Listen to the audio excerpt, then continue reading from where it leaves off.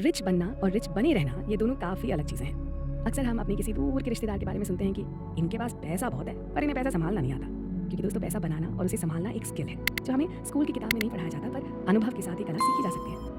अच्छा, आपने सुना होगा कि एक चाय वाले के पास 3 करोड़ का घर है और हम पूरा दिन एसी ऑफिस में बैठकर व्हाइट कॉलर जॉब करके भी इतना पैसा नहीं कमा सकते कि हम भी ऐसा ही घर ले सकें, है ना? चलिए आज चर्चा करते हैं साइकोलॉजी ऑफ मनी पर, जिसे लिखा है जाने माने फाइनेंशियल जर्नलिस्ट मॉर्गन हाउसल ने, जिन्हें उनकी फाइनेंशियल दुनिया ने काफ़ी सारे अवार्ड से सम्मानित किया है। मॉर्गन ने इस किताब में काफ़ी अच्छे तरीके से समझाया है कि पैसे के मामले में ऐसा ज़रूरी नहीं है कि हम क्या और कितना जानते हैं, बस ज़रूरी है कि हम मिली हुई जानकारी का इस्तेमाल कैसे करते हैं। हालांकि ये थ्योरी साउंड बहुत अमेजिंग कर रही है पर इसका प्रैक्टिकल यूज़ बहुत मुश्किल है। काफ़ी स्मार्ट लोग भी अपने ज्ञान का फायदा सही जगह पे सही इन्वेस्टमेंट करके नहीं ले पाते और कभी कभी गलत कदम लेने से उनके डिपेंडेंट यानी बच्चे, माता पिता और पार्टनर्स को भी फाइनेंशियल संकट से गुजरना पड़ता है। रियल वर्ल्ड में लोग सिर्फ चार्ट या एक्सेल शीट्स देखकर ही अमीर नहीं बनते, उसके लिए एक प्लान बनाकर उस पर स्मार्ट वर्क करना पड़ता है। इसलिए आपको कैलकुलेटेड रिस्क, फाइनेंशियल स्वतंत्रता, टाइम मैनेजमेंट और सरप्राइजेस से तैयार करने के लिए इस किताब में राइटर ने 19 शॉर्ट स्टोरीज बताई हैं जिससे आप रियल लाइफ एक्सपीरियंस और दूसरों की गलतियों से सीख सकते हैं। जैसे कि रोनाल्ड जेम्स रीड अमेरिका में सिक्योरिटी गार्ड और गैस स्टेशन पर काम करने वाले एक आम इंसान थे। बरसों तक मामूली सैलरी में काम करने के बाद 38 साल की उम्र में उन्होंने $12,000 का एक 2 BHK घर खरीदा। उनकी मौत 2014 में 92 वर्ष की उम्र में हुई और तब इस गरीब विनम्र सुरक्षा गार्ड का इंटरनेशनल हेडलाइंस में नाम आया। पता है, मरते वक्त उनकी संपत्ति $8 मिलियन थी। उन्होंने कोई लॉटरी नहीं जीती थी और ना ये पैसे उन्हें विरासत में मिले थे। रीड ने जितना हो सका उतना पैसा ब्लू चिप स्टॉक्स में इन्वेस्ट किया, फिर उन स्टॉक्स के ग्रो होने का पेशेंटली इंतजार किया और एक दिन उनकी वो छोटी सी बचत $8 मिलियन से ज़्यादा हो गई। जब पैसे को पता चलता है कि वो अच्छे हाथों में है तो वो उन हाथों में ही रहना और ग्रो होता खुद को देखना चाहता है। मॉर्गन के हिसाब से जब आप पैसा और समय दोनों का सम्मान करेंगे तो वो आपके पास खींचा चला आएगा और समय के साथ अपने आप को बढ़ाता चला जाएगा। आपका समय भी तो आपके पैसे जितना अनमोल है, तो समय और पैसा दोनों बर्बाद न करके सीखते हैं ऐसे स्किल्स जिनसे हम कंट्रोल करेंगे साइकोलॉजी ऑफ मनी। धरती पर होने वाला सबसे बड़ा प्रदर्शन धन वो नहीं है जो आप कमाते हैं, बल्कि वो है जो आप रख पाते हैं। ये बहुत सटीक और सच्ची कहावत है। पैसा कमाना मुश्किल नहीं है, उसे सहेज कर रख पाना मुश्किल है। हम लोग अक्सर जोश में आकर पैसों की परवाह नहीं करते। 4 दिन की जिंदगी है, खाओ पियो ऐश करो कहकर अपनी गाढ़ी कमाई को उड़ा देते हैं। इसके परिणाम कभी भी हमारे हित में नहीं होते। याद रहे, धन और संपदा उसी के पास रहती है जो उसका आदर करना जानते हैं, उसे समझदारी से खर्चते हैं, क्योंकि बुद्धिमानी बचत और सही जगह निवेश में ही है और यही समृद्ध जीवन का मूल मंत्र है। हेलो दोस्तों, मैं हूं पल्लवी और चर्चा का विषय है जाने माने वित्तीय पत्रकार और लेखक मॉर्गन हाउसल की लिखी best selling book the psychology of money यानी धन संपत्ति का मनोविज्ञान। आइए लेखक ने जो कहानी बताई है उसका सार समझते हैं। मैंने अपने कॉलेज जीवन में कई साल लॉस एंजलिस के एक बहुत ही शानदार होटल में बतौर सेवक गुजारे। वहाँ काम करते हुए मैंने बहुत से सबक सीखे, पर जो मेरे जहन में हमेशा के लिए बस गया वो किस्सा कुछ यूं था। हमारे होटल में एक विशिष्ट अतिथि अक्सर आया करते थे। वो एक प्रौद्योगिकी कार्यकारी थे, बहुत ही प्रतिभाशाली व्यक्ति जिन्होंने बहुत कम उम्र में वाईफाई राउटर में एक प्रमुख डिजाइन पेटेंट करवाया था। उन्होंने कई कंपनियों को भी शुरू किया और सफल होने पर उन्हें बेचते गए। जाहिर है ये सब करके उन्होंने बहुत सारा पैसा कमाया। उन्होंने सफलता की बुलंदियों को बहुत कम समय में ही छू लिया। हर कोई उन्हें बहुत ही बुद्धिमान और तेज समझता था, पर उनका पैसे के साथ जो रिश्ता था उसे मैं बेहद बचकाना और मूर्खतापूर्ण कहूंगा। उनके पास अक्सर $100 के नोटों की कई इंच मोटी गड्डी होती थी जिसे वो हर किसी को दिखाते रहते थे, जो इसे देखना चाहते थे उन्हें भी और जो नहीं देखना चाहते थे उन्हें भी। वो अपनी धन संपत्ति के बारे में खुलेआम और जोर जोर से डींगे मारते थे, अक्सर नशे में रहते थे और किसी को भी कुछ भी नहीं समझते थे। एक दिन उन्होंने मेरे एक साथी को बहुत सारे पैसे दिए और कहा, पास की सुनार की दुकान से सोने के सिक्के ले आओ। 1 घंटे बाद वो और उनके कुछ चाटुकार दोस्त जो सिर्फ दूसरे के पैसों पर ऐश किया करते थे, हाथ में सोने के सिक्के लेकर प्रशांत महासागर की ओर मुंह करके खड़े हो गए और एक एक करके वो सिक्के समुद्र में ये देखने के लिए फेंकने लगे कि किसका सिक्का सबसे दूर तक जाता है, सिर्फ अपने कुछ समय के मनोरंजन के लिए। बताइए इससे बड़ी बेवकूफी और क्या होगी। कुछ दिनों बाद उनसे होटल का एक कीमती लैंप टूट गया और जब हमारे मैनेजर ने उनसे कहा कि ये $500 का है और आपको इसका हर्जाना देना होगा, तो अपनी जेब से नकदी की एक पूरी गड्डी निकालते हुए उन्होंने मैनेजर को सौंप दी और कहा, ये $5,000 हैं, इसे रखो और मेरे सामने से दूर हट जाओ। खबरदार कभी भी फिर इस तरह से मेरा अपमान किया तो। क्या बता सकते हैं कि उनका ये व्यवहार कितने समय तक चला होगा? जी हाँ, ज्यादा लंबे समय तक नहीं। कुछ ही सालों बाद पता चला कि वो पूरी तरह से दिवालिया हो गए थे। तो सीधी सी बात यह है कि आप कितने भी प्रतिभाशाली व्यक्ति हो सकते हैं, पर अगर आप अपनी भावनाओं पर नियंत्रण खो देते हैं तो न सिर्फ खुद के लिए बल्कि अपने परिवार के लिए भी एक वित्तीय आपदा बन सकते हैं। आप पर दुनिया भर का कर्ज चढ़ सकता है और उसके बोझ तले आपका जीवन बहुत ही मायूस हो सकता है। वहीं दूसरी ओर इसका उल्टा होना भी संभव है। दुनिया में कितने ही ऐसे लोग हैं जो बिना किसी बड़ी वित्तीय शिक्षा के और बेहद साधारण प्रतिभा रखने पर भी ढेर सारा धन कमाकर सिर्फ इसलिए अमीर हो गए क्योंकि उनके पास वो व्यवहार कौशल था जिसका बुद्धि के औपचारिक उपायों से कोई लेना देना नहीं है। यानी धन कमाना आसान है, धनी बने रहना मुश्किल। धन संचय और सही निवेश।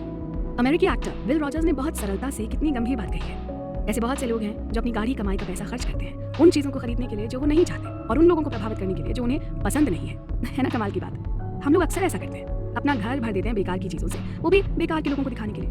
कहिए आप भी इस बात से सहमत हैं या नहीं? नमस्कार दोस्तों, मैं हूं पल्लवी और आप हैं मेरे साथ एक ऐसी किताब की चर्चा में जिसने दुनिया भर में लाखों करोड़ों लोगों को पैसे का सही मोल समझाया है। बात हो रही है मॉर्गन हाउसल की किताब द साइकोलॉजी ऑफ मनी के बारे में। इस किताब में बहुत ही आसान भाषा में और अनेक सच्ची कहानियों के माध्यम से बताया गया है कि धन अर्जित करना मुश्किल नहीं है, मुश्किल है उसे सहेज कर रख पाना। आइए सुनते हैं ऐसी ही एक सच्ची कहानी। क्या आपने रोनाल्ड जेम्स रीड का नाम सुना है? रोनाल्ड जेम्स रीड एक अमेरिकी परोपकारी और निवेशक थे। एक जमाने में वो चौकीदार और गैस स्टेशन परिचारक भी रहे। रीड का जन्म वर्मोंट नाम के एक छोटे से शहर में हुआ था। अपने परिवार में हाई स्कूल तक पढ़ने वाले वो पहले व्यक्ति थे। जो लोग उन्हें जानते थे उनके लिए वो एक मामूली इंसान थे और उनके जीवन में कुछ भी उल्लेखनीय नहीं था। बरसों तक मामूली आमदनी में काम करने के बाद उन्होंने 38 साल की उम्र में $12,000 में 2 बेडरूम का घर खरीदा और जीवन भर वही रहे। उनकी मृत्यु साल 2014 में 92 वर्ष की उम्र में हुई और तब तक इस गरीब विनम्र ग्रामीण चौकीदार ने अंतर्राष्ट्रीय सुर्खियां बटोरी थी। उस साल जितने भी अमेरिकियों की मृत्यु हुई उनमें से ऐसे लोगों की संख्या 4000 से भी कम थी जिनकी कुल संपत्ति $8 मिलियन से अधिक हो। और क्या आप जानते हैं कि रोनाल्ड रीड उनमें से एक थे। अपनी वसीयत में इस भूतपूर्व चौकीदार ने अपने बच्चों के लिए $2 मिलियन और अपने स्थानीय अस्पताल और पुस्तकालय के लिए $6 मिलियन से अधिक छोड़े। जो लोग रीड को जानते थे वो चकित थे, किसी को उनसे ये उम्मीद नहीं थी। बाद में पता चला कि उन्होंने कोई लॉटरी नहीं जीती थी और ना ही कोई विरासत थी उनके पास। रीड ने जितना हो सका उतना पैसा बचाया और ब्लू चिप स्टॉक्स में निवेश किया। फिर उन्होंने बड़े धैर्य के साथ कई दशकों तक इंतजार किया और एक दिन उनकी वो छोटी सी बचत $8 मिलियन से अधिक हो गई। तो ये था एक मामूली चौकीदार से एक विश्वविख्यात परोपकारी बनने तक का उनका सफर। और अब चलते हैं इसी विषय पर अपने दूसरे उदाहरण की ओर। रोनाल्ड रीड की मृत्यु से कुछ महीने पहले रिचर्ड नाम का एक और व्यक्ति चर्चा में था। रिचर्ड फुस्कोन वो सब कुछ था जो रोनाल्ड रीड नहीं था। MBA की डिग्री, हार्वर्ड शिक्षित, मेरिल लिंच के कार्यकारी, रिचर्ड का फाइनेंस में बहुत सफल करियर था। 2000 के दशक में रिचर्ड ने ग्रीनविच कनेटिकट में अपने विशाल और आलीशान बंगले का विस्तार करने के लिए भारी उधार लिया। इस महलनुमा घर में 11 बाथरूम, 2 लिफ्ट, 2 पूल, 7 गैरेजेस थे और इसकी देखरेख का खर्चा एक महीने में लगभग $90,000 से भी अधिक था। फिर 2008 में दुनिया भर में वित्तीय संकट आया। ऐसे में बहुत अधिक कर्ज और अतरल संपत्ति ने रिचर्ड को दिवालिया बना दिया। 2008 में उन्होंने कथित तौर पर अदालत को बताया कि उनके पास कोई आय नहीं है। पहले उनके पाम बीच हाउस को बंद किया गया। 2014 में ग्रीनविच हवेली की बारी थी और आखिरकार नीलामी में उनकी सारी संपत्ति औने पौने दाम में बिक गई। इन कहानियों के बारे में आकर्षक बात यह है कि कैसे कोई व्यक्ति बिना किसी कॉलेज डिग्री, बिना किसी प्रशिक्षण, किसी पृष्ठभूमि, बिना किसी औपचारिक अनुभव और किसी कनेक्शन के किसी ऐसे को पछाड़ सकता है जिसके पास सबसे अच्छी शिक्षा, सर्वोत्तम प्रशिक्षण और बेहतरीन कनेक्शंस हो। रोनाल्ड रीड धैर्यवान था, रिचर्ड फुस्कोन लालची था और इन दोनों के बीच बड़े पैमाने पर शिक्षा और अनुभव का अंतर था। फिर भी देखिए कि अंत में बाजी किसने मारी, है ना सोचने लायक बात। आगे की चर्चा में अभी बहुत कुछ बाकी है, आप बने रहें हमारे साथ। पैसा और व्यवहार ये मायने नहीं रखता कि आप कितना पैसा कमाते हैं, बल्कि ये मायने रखता है कि आप कितना पैसा सहेज पाते हैं। ये आपके लिए कितनी मेहनत करता है और आप इसे कितनी पीढ़ियों के लिए रखते हैं। जी हाँ दोस्तों, एक बहुत जरूरी बात है जो हम अक्सर भूल जाया करते हैं, आज में जीने का दम भरते हुए। नमस्कार दोस्तों, मैं हूं पल्लवी और बात हो रही है मॉर्गन हाउसल की लिखी इस अनूठी किताब द साइकोलॉजी ऑफ मनी के बारे में। आज के समय में 2 विषय सभी को प्रभावित करते हैं, चाहे आप उनमें रुचि रखते हो या नहीं। ये विषय है स्वास्थ्य और धन। हम सभी इन दोनों बातों को लेकर चिंतित हैं। वैज्ञानिक खोजों ने डॉक्टरों के पुराने विचारों को बदल दिया है कि मानव शरीर कैसे काम करता है और वस्तुतः हर कोई इसके कारण स्वस्थ है। हमें पता लग चुका है कि अच्छे स्वास्थ्य के साथ ही अच्छा जीवन संभव है, इसलिए हेल्थ और फिटनेस एक उद्योग के रूप में बेहद सफल है।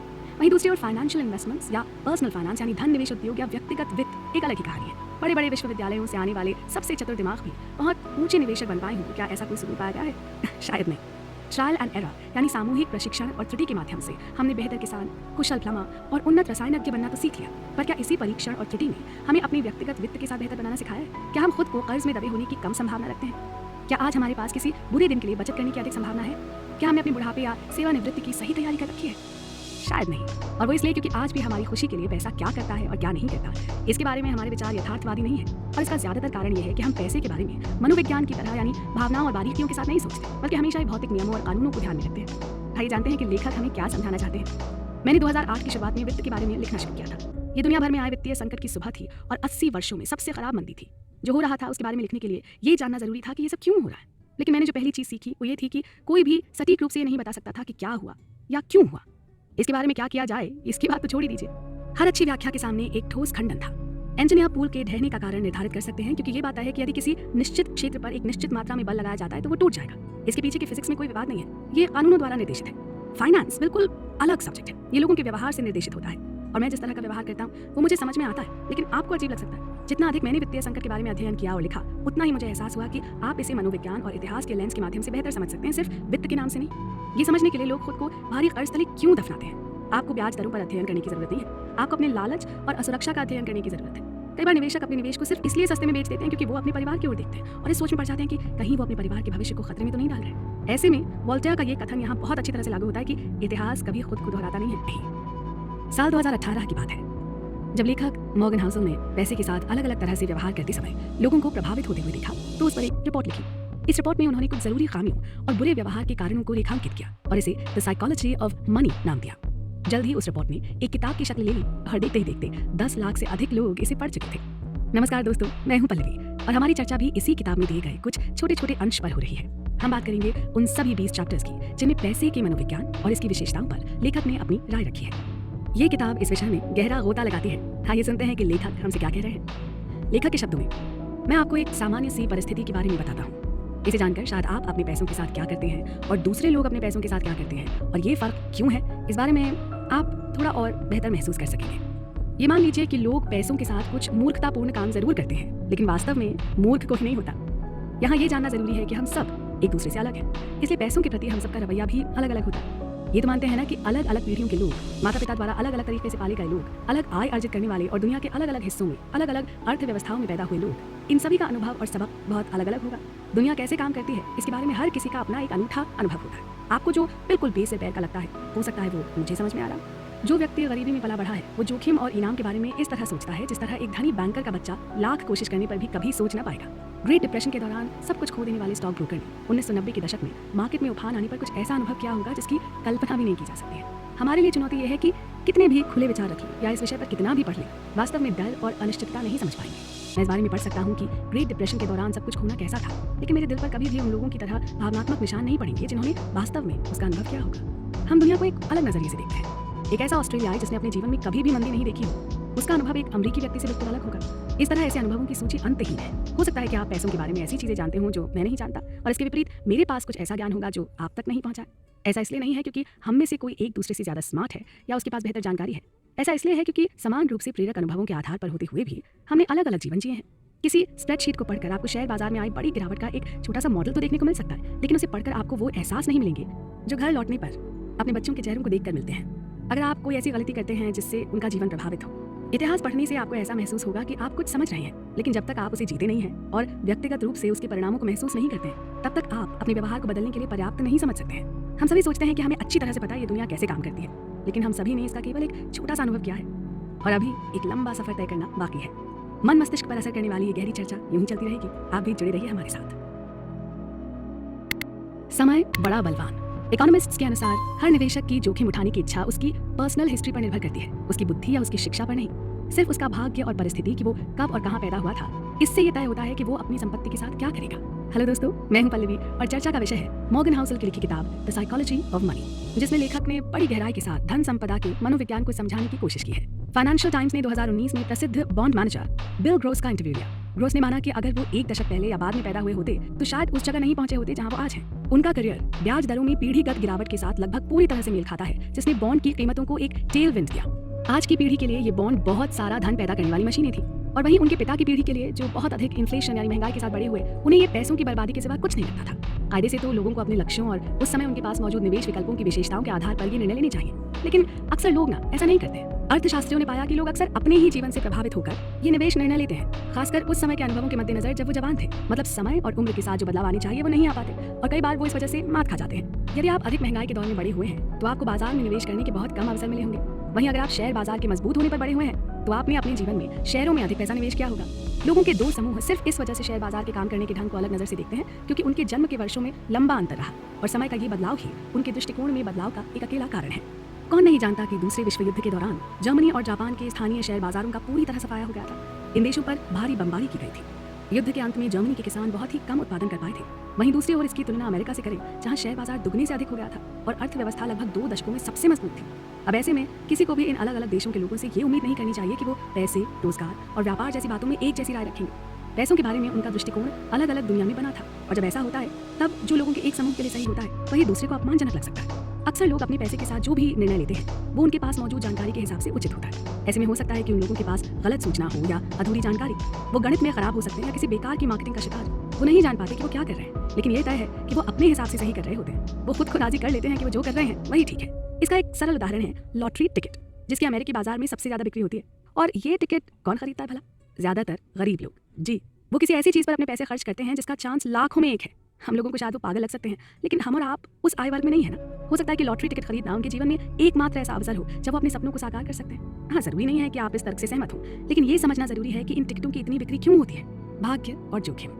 Nothing is as good or as bad as it seems। जी हाँ, अपनी और दूसरों की दोनों प्रकार की सफलता की बात करते समय ये ध्यान रखना चाहिए कि कुछ भी उतना अच्छा या उतना बुरा नहीं होता जितना वो प्रतीत होता है। ऐसा मानना है न्यूयॉर्क यूनिवर्सिटी यानी NYU के प्रोफेसर स्कॉट गैलवे का। नमस्कार, मैं हूं पल्लवी और बात हो रही है जाने माने लेखक और फाइनेंस एक्सपर्ट मॉर्गन हाउसल की लिखी हुई किताब द साइकोलॉजी ऑफ मनी की। इस किताब में उन्होंने विस्तार से और कई कहानियों के माध्यम से ये बताया है कि धन संपदा के ज्ञान और मनोविज्ञान को कैसे समझा जाए। उन्हीं के शब्दों में हम सभी पैसे के साथ काफ़ी बेवकूफ़ी वाली हरकतें करते हैं क्योंकि हम सभी इस खेल के लिए अपेक्षाकृत नए हैं। हो सकता है जो आपको पागल लगता है वो मुझे समझ में आ रहा हो। हम सभी अपने अनूठे अनुभवों के आधार पर निर्णय लेते हैं जो हमें एक निश्चित क्षण में ही समझ आता है। आइए आपको बिल गेट्स की कहानी सुनाता हूँ। भाग्य और जोखिम यानी लक एंड रिस्क मानो भाई बहन हो। ये सच है कि जीवन में प्रत्येक परिणाम व्यक्तिगत प्रयास के अलावा अन्य शक्तियों द्वारा भी निर्देशित होता है। ये समझ लीजिए कि आप जो खेल खेल रहे हैं जिसमें आपके अलावा दुनिया भर के करीब 7 अरब लोग भी हैं, तो इस खेल में भाग्य आपका कितना साथ देता है और आप कितना जोखिम उठाते हैं ये बहुत अहम है। आइए जानते हैं बिल गेट्स और उनके हाई स्कूल दोस्त केंट इवांस की एक बहुत ही रोचक कहानी। भाग्य देखिए, बिल दुनिया के इकलौते ऐसे high school lake side high school में पढ़ने गए जहाँ एक कंप्यूटर मौजूद था। अधिकांश विश्वविद्यालय स्नातक स्कूलों में कहीं भी उतना उन्नत कंप्यूटर नहीं था जितना बिल गेट्स के पास 8वीं कक्षा में था। गेट्स जब 13 साल के थे तब उनकी मुलाकात सहपाठी पॉल एलन से हुई। एलन को भी स्कूल के कंप्यूटर का ही जुनून था। बिल और पॉल अपनी फुर्सत के सभी पल उस कंप्यूटर के साथ बिताने लगे और जल्दी ही कंप्यूटिंग विशेषज्ञ बन गए। बिल को इस बात का बहुत गर्व है कि उन्होंने उच्च शिक्षा के लिए जिस स्कूल को चुना वहाँ कंप्यूटर खरीदने के लिए पैसे भी थे और दूरदर्शिता भी। अपनी कंपनी का पूरा श्रेय वो अपने स्कूल को देते हैं। उन्होंने 2005 में स्कूल की स्नातक कक्षा को बताया, अगर कोई लेकसाइड नहीं होता तो कोई माइक्रोसॉफ्ट नहीं होता। सारी दुनिया जानती है कि गेट्स बहुत स्मार्ट और मेहनती है और एक किशोर के रूप में कंप्यूटर को लेकर उनका जो सपना था वो उसे माइक्रोसॉफ्ट के जरिए पूरा करने में सक्षम हुए। अब मैं आपको गेट्स के दोस्त केंट इवांस के बारे में बताता हूँ। जहाँ गेट्स के लिए भाग्य ने बहुत बड़ा रोल निभाया, वहीं केंट ने भाग्य के बेहद करीबी जोखिम के समान रूप से शक्तिशाली खुराक का अनुभव किया। केंट के साथ अपनी दोस्ती को याद करते हुए गेट्स वापस उस उम्र में चले जाते हैं। हम साथ कॉलेज जाते थे और मुझे यकीन था कि एक दिन हम साथ काम करते। केंट गेट्स और एलन के साथ माइक्रोसॉफ्ट के फाउंडर या पार्टनर भी हो सकते थे, लेकिन ऐसा हुआ नहीं। हाई स्कूल में स्नातक होने से पहले एक पर्वतारोहण दुर्घटना में केंट की मृत्यु हो गई। जरा सोचिए कि हाई स्कूल में एक पहाड़ पर मारे जाने की संभावना लाखों में एक होती है। वहीं बिल गेट्स ने लेक साइड हाई स्कूल जाकर लाखों में से एक भाग्य का अनुभव किया। उतना ही बल, वही नतीजा, लेकिन विपरीत दिशा में। भाग्य और जोखिम दोनों ही इस बात के गवाह हैं। लेकिन जीवन में प्रत्येक परिणाम व्यक्तिगत प्रयास के अलावा अन्य शक्तियों द्वारा भी निर्देशित होता है। दुनिया में हर बिल गेट्स के लिए एक केंट इवांस है जो कुशल और प्रेरित था, लेकिन जीवन चक्र पूरा होने से बहुत पहले ही समाप्त हो गया। इसलिए कहते हैं कि जब आप अपने लक और रिस्क को बराबर का मान देंगे, आपको पता लगेगा कि वित्तीय सफलता, चाहे वो आपकी हो या दूसरों की, वो कभी भी इतनी अच्छी या बुरी नहीं होती जितना नजर आती है। Luck by chance. वर्षों पहले जब अर्थशास्त्र में नोबेल पुरस्कार जीतने वाले अर्थशास्त्री रॉबर्ट शिलर से पूछा गया कि आप निवेश के बारे में क्या जानना चाहते हैं जिसे हम नहीं जान सकते, तो उन्होंने उत्तर दिया, the exact role of luck in a successful outcome, यानी सफल परिणामों में भाग्य की सटीक भूमिका। वास्तव में कोई नहीं सोचता कि भाग्य वित्तीय सफलता में क्या भूमिका निभाता है, और चूंकि भाग्य को मापना मुश्किल है और जो लोग सफल होते हों उनसे ऐसा कहना थोड़ा गलत लग सकता है, इसलिए बाय डिफॉल्ट हम अक्सर सफलता का श्रेय देने में भाग्य की बात नहीं करते हैं। नमस्कार दोस्तों, मैं हूं पल्लवी और आप हैं मेरे साथ मॉर्गन हाउसल की किताब द साइकोलॉजी ऑफ मनी की चर्चा में। आइए समझते हैं इस किताब का सार उन्हीं के शब्दों में। हम सरल कहानियों को पसंद करते हैं जो समझने में आसान होती है, लेकिन वो कई बार हमें भटका देती है। निवेशकों और कारोबारियों के साथ कई बरस बिताने के बाद मुझे पता चला कि किसी और की विफलता का ठीकरा बुरे फैसलों के सर फोड़ा जाता है, जबकि आपकी खुद की विफलताएं आमतौर पर इसलिए होती हैं क्योंकि आपने एक जोखिम भरा फैसला लिया। आप कभी भी फोर्ब्स मैगजीन के कवर पर उन गरीब निवेशकों को नहीं पाएंगे जिनके निर्णय तो अच्छे थे, लेकिन जोखिम उठाने के कारण भाग्य ने उनका साथ नहीं दिया। लेकिन ये मैगजीन लगभग निश्चित रूप से उन अमीर निवेशकों का जश्न मनाती है जिन्होंने सामान्य या लापरवाह निर्णय लिए पर भाग्यशाली रहे और सफल हो गए। दर इस बात का है कि हम सभी ये जानने की कोशिश कर रहे हैं कि पैसे से क्या काम करता है और क्या नहीं, कौन सी निवेश रणनीतियां काम करती हैं और कौन सी नहीं, कौन सी व्यावसायिक रणनीतियां काम करती हैं और कौन सी नहीं। आप अमीर कैसे बनते हैं, आप गरीब होने से कैसे बचते हैं। ये सब वो सवाल हैं जो लगातार हमारे जहन में आते हैं और जवाब की तलाश में हम भटकते रहते हैं। सफलताओं और असफलताओं को देखकर हम ये कहते हैं, इसने जो किया वो करो, जो उसने किया उससे बचो। अगर हमारे पास जादू की छड़ी होती ना, तो हमें पता चलता कि इन परिणामों का अनुपात उन कार्यों के कारण होता है जो दोहराने योग्य होते हैं। लेकिन हमारे पास जादू की छड़ी तो है नहीं, हमारे पास दिमाग है जो आसान उत्तर पसंद करता है। इसलिए जिन लक्षणों का हमें अनुकरण करना चाहिए या उनसे बचना चाहिए, उनकी पहचान करना बहुत कठिन हो सकता है। आइए अब एक ऐसे व्यक्ति की कहानी सुनते हैं जो बिल गेट्स की तरह बहुत सफल रहा, लेकिन जिसकी सफलता का श्रेय सिर्फ भाग्य को या कौशल को देना मुश्किल है। कोर्नेलियस वैंडरबिल्ट उन दिनों अपने रेल साम्राज्य का विस्तार कर रहे थे। उनके कुछ व्यापारिक सौदे अभी पूरे हो रहे थे कि उनके एक सलाहकार ने उनके पास आकर कहा कि उन्होंने कारोबारी लेन देन के लिए कानून तोड़ने तक की सहमति दी है। वैंडरबिल्ट का जवाब था, क्या आप जानते नहीं कि न्यूयॉर्क राज्य के अनुसार तो आप रेल मार्ग चला ही नहीं सकते। इसे पढ़कर मेरा पहला विचार था, शायद इस रवैये के कारण ही वो इतने सफल रहे, जबकि ये कोई शान की बात नहीं है। वैंडरबिल्ट बेतहाशा सफल होने के साथ साथ कानून की धज्जियां उड़ाने वाले के नाम से भी जाने गए। मुझे कानून की क्या परवाह, वैंडरबिल्ट ने एक बार कहा था। क्या मेरे पास शक्ति नहीं है? यहाँ बोल्ड और लापरवाह के बीच की रेखा ना बहुत महीन है। भाग्य क्या है, कौशल क्या है और जोखिम क्या है, ये हल करना आसान नहीं है, लेकिन दो चीजें आपको बेहतर दिशा की ओर ले जा सकती हैं, और वो है हमेशा ध्यान रहे कि आप किसकी प्रशंसा करते हैं और वैसा बने, और सावधान रहें कि आप किसे नीचा देखते हैं और उन जैसा बनने से बचना चाहते हैं। जब चीजें बहुत अच्छी चल रही हो ना, तो जान लें कि ये उतना अच्छा नहीं है जितना आप सोचते हैं। दूसरी ओर सब गलत हो रहा हो तो भी यही समझें, कुछ भी उतना अच्छा या बुरा नहीं होता जितना लगता है। आगे की कहानियों में चर्चा होगी उन दो आदमियों की जिन्होंने अपनी किस्मत को अपनी काबिलियत से आगे बढ़ाया। आप भी जुड़े रहिएगा हमारे साथ। एक मकबरा अब उसके लिए काफी है जिसके लिए पूरी दुनिया काफी नहीं थी। जी हाँ, यही लिखा है अलेक्जेंडर द ग्रेट की कब्र पर, और इससे बड़ी सच्चाई और कोई हो ही नहीं सकती। हम सारी जिंदगी बस कुछ और के पीछे भागते हुए गुजार देते हैं, बिना ये सोचे कि क्या हमारे पास जो है वो काफ़ी नहीं। हेलो दोस्तों, मैं हूं पल्लवी और बात हो रही है रुपए, पैसे, धन संपत्ति से जुड़ी उन तमाम बातों की जो हमें एक बेहतर इंसान बनने में मदद कर सके। बात हो रही है मॉर्गन हाउसल की लिखी बेस्ट सेलिंग किताब द साइकोलॉजी ऑफ मनी की। हमारे समाज के सबसे धनी और शक्तिशाली लोगों के लिए आज जो पर्याप्त है उसकी कोई सीमा नहीं है। अमीर बनने के लिए सीमाओं को समझने की जरूरत है और ये जानना भी जरूरी है कि आपके लिए पर्याप्त क्या है। आइए इसे और बेहतर ढंग से समझते हैं दो बेहद अमीर लोगों की शानदार कहानियों के जरिए। ये वो लोग हैं जिन्होंने और अधिक पाने की खोज में अपना सब कुछ खो दिया, सिर्फ इसलिए क्योंकि उन्हें लगा कि उनके पास पर्याप्त या काफी नहीं है। तो शुरू करें। पहला उदाहरण रजत गुप्ता का है। रजत का जन्म भारत के एक शहर कोलकाता की मलिन बस्तियों में हुआ था और किशोरावस्था में ही वो अनाथ हो गए। अपनी छोटी सी शुरुआत के बाद कुछ ही सालों में वो दुनिया की एक बेहद प्रतिष्ठित फर्म के सीईओ बन गए।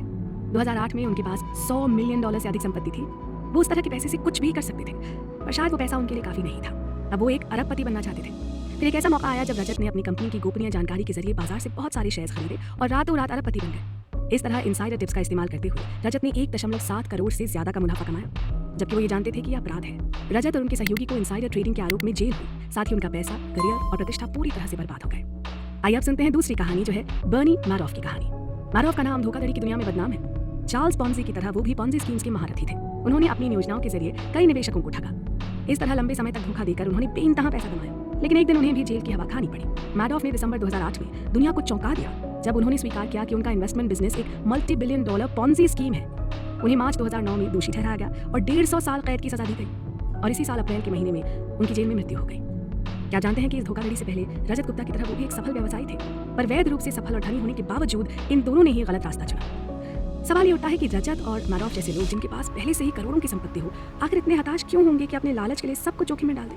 लाचारी या गरीबी में किया गया अपराध इससे अलग है। अपना सब कुछ यूं दांव पर लगाना सिर्फ मूर्खता है। ये सच है कि ये काफी दुर्लभ और अनोखे मामले हैं। हम में से हर कोई शायद इससे संबंधित भी ना हो, लेकिन इन कहानियों से हमें ये सीख मिलती है कि हमें पर्याप्त होने के महत्व को समझना चाहिए। Money often costs too much, यानी पैसा अक्सर बड़ी कीमत चुकाने पर मिलता है। राल्फ वॉल्डो एमर्सन की कही ये बात यहाँ 16 आने सच बैठती है। साथ ही बेंजामिन फ्रैंकलिन की कही ये बात भी कि पैसे ने अभी तक इंसान को कभी खुश नहीं किया है और ना ही करेगा। मनुष्य के पास जितना अधिक होता है वो उतना ही अधिक चाहता है। पैसा एक वैक्यूम भरने के बजाय एक वैक्यूम बनाता है, और ये वही बेंजामिन फ्रैंकलिन है जिन्हें स्टेट्समैन, इन्वेंटर, डिप्लोमेट और अमेरिका के फाउंडिंग फादर्स होने का दर्जा हासिल है और जिनकी तस्वीर $100 के बिल पर छपी है। ये चर्चा इतनी जल्दी खत्म नहीं होगी, आप बने रहें हमारे साथ। क्या ये काफी नहीं? भाग 2। एक सुखी जीवन जीने के लिए हम क्या मांग सकते हैं? शांति और संतुष्टि से जीने के लिए हमें कितने पैसे चाहिए? वो कितना हो जो हमारे लिए काफी हो? हमें किस हद तक कमाना चाहिए? क्या है उसकी सीमा? ये बहुत सारे सवाल अक्सर मन में उठते हैं और इसका जवाब है मॉर्गन हाउसल की लिखी इस पुस्तक में, जिसका नाम है द साइकोलॉजी ऑफ मनी, यानी धन का मनोविज्ञान। नमस्कार, मैं हूं पल्लवी और चर्चा को आगे बढ़ाते हैं एक और मजेदार किस्से के साथ। शेल्टर आइलैंड पर एक अरबपति द्वारा दी गई एक पार्टी में कर्ट वॉनगुट ने अपने दोस्त जोसेफ हेलर को बताया कि उनके मेजबान, जो कि एक हेज फंड मैनेजर हैं, ने एक ही दिन में हेलर की तुलना में इतना पैसा कमाया जो कि हेलर ने अपने लोकप्रिय उपन्यास कैच-22 से अभी तक अर्जित किया हो। तो जानते हैं हेलर ने क्या जवाब दिया? उन्होंने कहा, हाँ हो सकता है, पर मेरे पास कुछ ऐसा है जो उसके पास कभी नहीं होगा, पर्याप्त, यानी इनफ। उस एक सरल शब्द में जीवन की सच्चाई छुपी थी। हम में से कितने लोग करोड़पति या अरबपति होंगे, गुप्ता या मैडॉफ की तरह? लेकिन इस पुस्तक को पढ़ने वाले कई लोग अपने जीवन में इतना जरूर कमा लेंगे कि उनके पास अपनी जरूरत की हर उचित चीज और बहुत कुछ जो वो चाहते हैं को कवर करने के लिए पर्याप्त धन होगा। यदि आप उनमें से एक हैं तो याद रखें कुछ बातें। अपने लिए बनाए गए लक्ष्य को हासिल करें, न कि उसे लगातार आगे बढ़ाते रहें। यदि हर परिणाम के साथ अपेक्षाएं बढ़ाते जाएंगे तो कितना भी प्रयास कर लें, हमेशा असंतुष्ट महसूस करेंगे। आधुनिक पूंजीवाद से ये दो बातें तय हैं, धन पैदा करना और ईर्ष्या पैदा करना, और ये दोनों साथ साथ चलते हैं। अपने साथियों से आगे निकलने की इच्छा आपकी कड़ी मेहनत के लिए ईंधन हो सकती है, लेकिन पता रहे कि आपके लिए पर्याप्त क्या है। सामाजिक तुलना भी एक बहुत बड़ी समस्या है। कोई व्यक्ति कितना भी पैसा कमा ले, उसे समाज में किसी और से तुलना करने पर हमेशा कम ही लगेगा। एक खिलाड़ी अच्छे खासे वेतन से शुरू कर सकता है, जिसे किसी भी परिभाषा से समृद्ध माना जाएगा अगर इसकी तुलना एक नियमित व्यक्ति से की जाए तो। वहीं दूसरी ओर यदि आप इसकी तुलना बिल गेट्स से या वॉरेन बफेट जैसे किसी व्यक्ति से करते हैं तो वो 1 घंटे में इतना कमा लेते हैं जितना एक खिलाड़ी पूरे वर्ष में। सामाजिक तुलना एक ऐसी लड़ाई है जिसे कभी भी जीता नहीं जा सकता है। ऐसे जीतने का एकमात्र तरीका यह है कि शुरू से ही न लड़ें, बस स्वीकार करें कि आपके पास जितना है पर्याप्त है, भले ही वो आपके आसपास के लोगों से कम क्यों ना हो। काफी का मतलब कम नहीं होता। काफी होने का विचार रूढ़िवाद की तरह लग सकता है। अवसर और क्षमता को छोड़ना भी तो सही नहीं है ना, पर जरूरी है आपका एक ऐसी जगह पर आना जहां आपको एहसास हो कि अब आपको और अधिक पैसे को ना कहने की जरूरत है। आपके पास काफी है, चाहे आप अपने काम में पूरी तरह थक चुके हों या निवेश में भारी जोखिम उठाने की कगार पर हो या लालच में आकर चोरी या बेईमानी करने वाले हो। कब आपके पास काफी है ये केवल आप ही को तय करना है।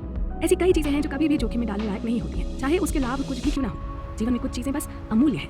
आपकी प्रतिष्ठा, स्वतंत्रता, परिवार, दोस्त, खुशी, अपनों का प्रेम और स्नेह, ये कुछ चीजें हैं जिन्हें पैसों से नहीं आंका जा सकता।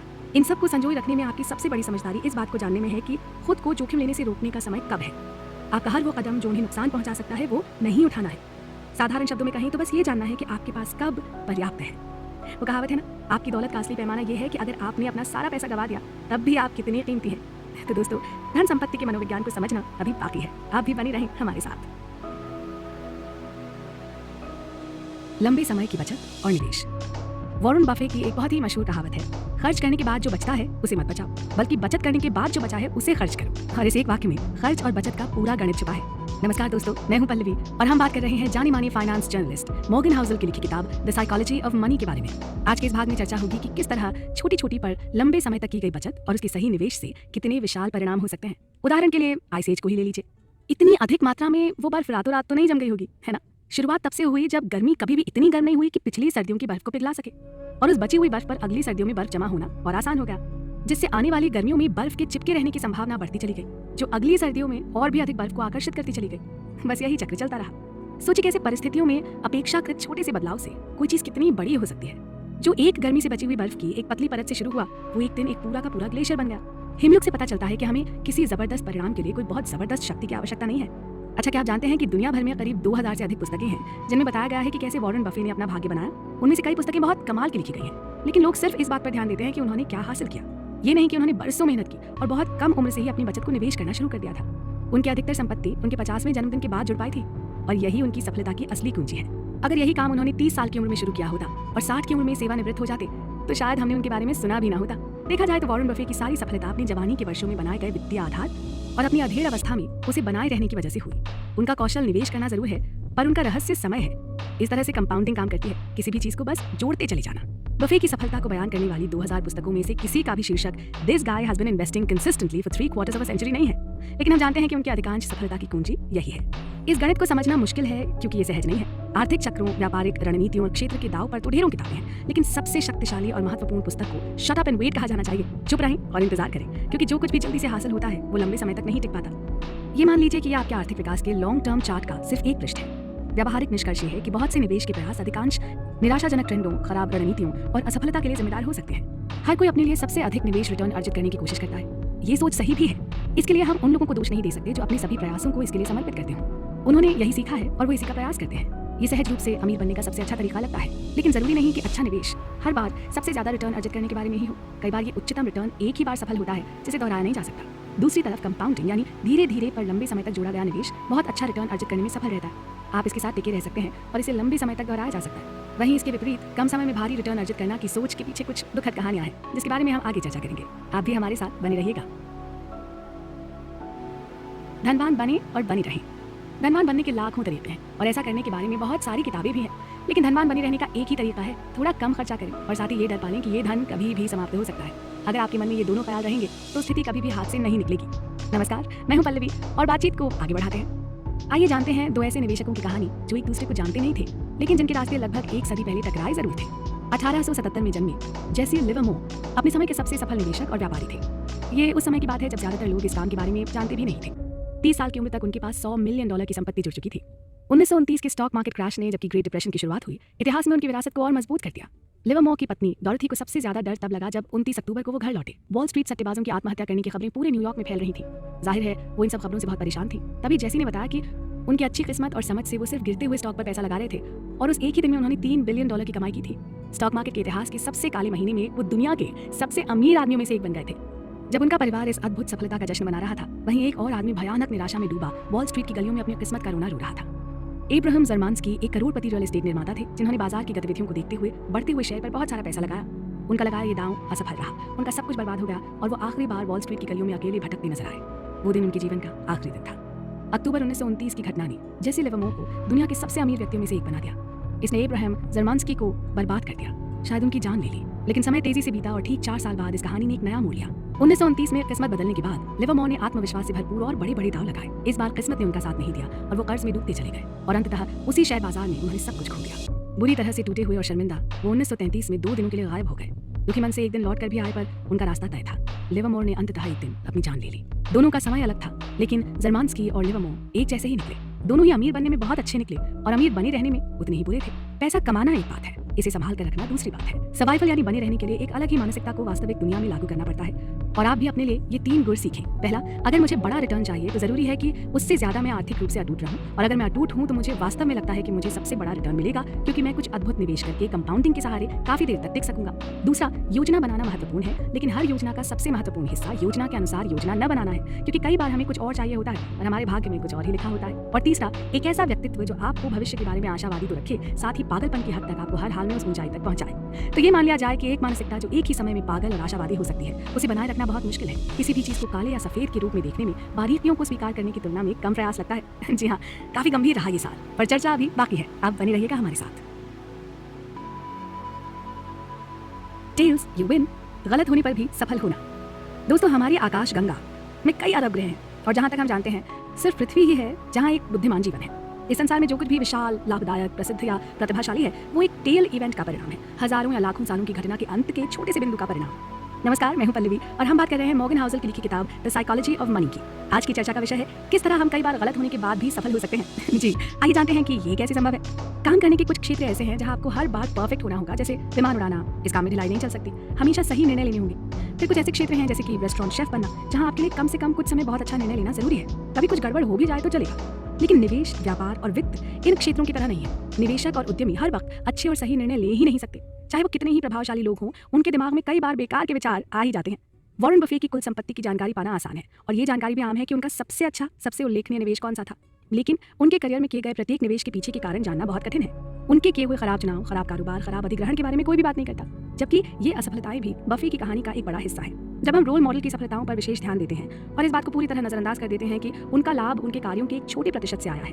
2013 में बर्कशायर हैथवे शेयर धारक बैठक में वॉरेन बफे ने कहा कि उनके पास अपने जीवन के दौरान 400 से 500 स्टॉक्स हैं, और जिनमें से सिर्फ 10 पर उन्होंने अपना अधिकांश पैसा बनाया है। उसी बैठक में चार्ली मुंगेर ने कहा, यदि आप बर्कशायर के कुछ शीर्ष निवेशों को हटा देते हैं तो इसका लॉन्ग टर्म ट्रैक रिकॉर्ड काफी औसत है। हो सकता है कि वो जब सही थे तो वो बहुत सही थे, लेकिन वो उतने गलत हो सकते थे जितने कि आप। वहीं जॉर्ज सोरोस ने एक बार कहा था, ये महत्वपूर्ण नहीं है कि आप सही हैं या गलत, लेकिन जरूरी ये है कि जब आप सही होते हैं तो आप कितना पैसा कमाते हैं, और जब आप गलत होते हैं तो आप कितना पैसा खो देते हैं। आप आधा समय गलत हो सकते हैं और फिर भी भाग्य बना सकते हैं। ऐसे कई और उदाहरण हैं जहां उनके काम के 10% से कम की सफलता ने शेष 90% की विफलताओं पर काबू पा लिया। हॉलीवुड के जाने माने अभिनेता ब्रैड पिट ने अपने स्क्रीन एक्टर गिल्ड अवार्ड को स्वीकार करते हुए कहा, मैं 30 साल से इस बात के लिए कोशिश कर रहा हूँ। आज मुझे यकीन हो गया है कि सरल सा गणित है, कुछ परियोजनाएं काम करती हैं और कुछ नहीं करती हैं। किसी एक पर विश्वास करने का कोई कारण नहीं है, ना ही किसी को बुरा समझने का। अगर एक प्रोजेक्ट काम ना करे तो बस अगले पर बढ़ जाओ। जब हम ये मान लेते हैं कि टेल एंड यानी अंतिम छोर से ही व्यापार, निवेश और वित्त में सब कुछ चलता है, तो आप महसूस करते हैं कि बहुत सी चीजों का गलत होना, टूटना, असफल होना और गिरना बहुत सामान्य है। यदि आप एक अच्छे स्टॉक पिकर हैं तो आप शायद आधा समय सही होंगे। यदि आप एक अच्छे बिजनेस लीडर हैं तो शायद आपके आधे उत्पाद और रणनीति के विचार ही काम करेंगे।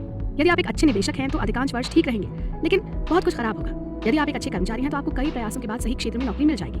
पीटर लिंच का कहना है कि यदि आप इस व्यवसाय में बहुत अच्छे हैं तो आप 10 में से 6 बार सही हैं। ये समझना महत्वपूर्ण है कि आप कितनी भी बार असफल हों या निराशाओं का सामना करें, इस सब की भरपाई उस एक सफल घटना से की जा सकती है जिसे आप प्राप्त करते हैं। जरूरी है कोशिश करते रहना और विश्वास करते रहना। जरा सोचिए कि हम जिन चीजों पर ध्यान देते हैं उनमें से अधिकांश सिर्फ एक पूंछ जैसे अंतिम छोर का परिणाम होते हैं, तो वो कितने दुर्लभ और शक्तिशाली होंगे। ये इतना गहरा विषय है जिसकी कोई सीमा नहीं, इसलिए ये चर्चा यूं ही चलती रहेगी। आप भी बने रहिए हमारे साथ। समय पर नियंत्रण। धन का सबसे अच्छा स्वरूप हर सुबह उठकर ये कहने में है, मैं आज जो चाहूँ वो कर सकता हूँ। कुछ भी कर सकने की आज़ादी सुनने में कितना अच्छा लगता है ना। हेलो दोस्तों, मैं हूं पल्लवी और बात हो रही है एक बेहद खास किताब द साइकोलॉजी ऑफ मनी की बेहद खास मुकाम की, अपनी सफलता और समय पर अपना नियंत्रण। लोग खुद को खुश करने के लिए अमीर बनना चाहते हैं। खुशी एक जटिल विषय है क्योंकि हम सब अलग हैं और सबकी खुशियां भी अलग हैं, लेकिन सभी को खुश होने के लिए जो एक कॉमन चीज़ चाहिए वो ये है कि लोग अपने जीवन को काबू में करना चाहते हैं। जो आप चाहते हैं, जब आप चाहते हैं, जिसके साथ आप चाहते हैं, जब तक आप चाहते हैं, करने की क्षमता अमूल्य है। यही आपकी कमाई का सबसे बड़ा डिविडेंड है। यहाँ लेखक अपने जीवन से एक शानदार उदाहरण देते हैं। वो एक निवेश बैंकर बनना चाहते थे, लेकिन इसलिए क्योंकि वो जानते थे कि इसमें अच्छा पैसा है। उन्होंने लॉस एंजलिस में एक निवेश बैंक में 4 महीने की इंटर्नशिप करके अपने सपने को पूरा करने की कोशिश की, लेकिन 1 महीने के बाद ही उन्होंने नौकरी छोड़ दी। उन्हें काम के वो असहनीय घंटों की संख्या मंजूर नहीं थी। उनका अपने समय पर कोई नियंत्रण नहीं था और अनावश्यक रूप से लंबे समय तक काम करने के लिए कहा जाना पसंद नहीं था। सरल भाषा में कहें तो वो खुश नहीं थे। मिशिगन विश्वविद्यालय के एक मनोवैज्ञानिक एंगस कैम्पबेल कहते हैं, आपके जीवन पे खुद का नियंत्रण किसी भी चीज से बेहतर है, चाहे वो आपका भारी भरकम वेतन हो या आपके घर का आकार या आपकी नौकरी की प्रतिष्ठा। आप जो चाहते हैं, जब चाहते हैं, उस पर नियंत्रण होने से ही लोगों को बहुत खुशी मिलती है। यहाँ संदेश ये है कि आप अपने पैसे कमाने के लिए क्या करते हैं वो ज्यादा महत्वपूर्ण है, न कि ये कि आप कितना पैसा कमाते हैं। पुराने समय में किसान या मजदूर की नौकरी में शारीरिक श्रम, सीमित घंटे और कम वेतन हुआ करता था, पर आज हमारे पास जिस तरह की पेशेवर नौकरियां हैं उनमें आपको प्रबंधकों की तरह अपने हाथों से अधिक अपने दिमाग का इस्तेमाल करने की जरूरत है।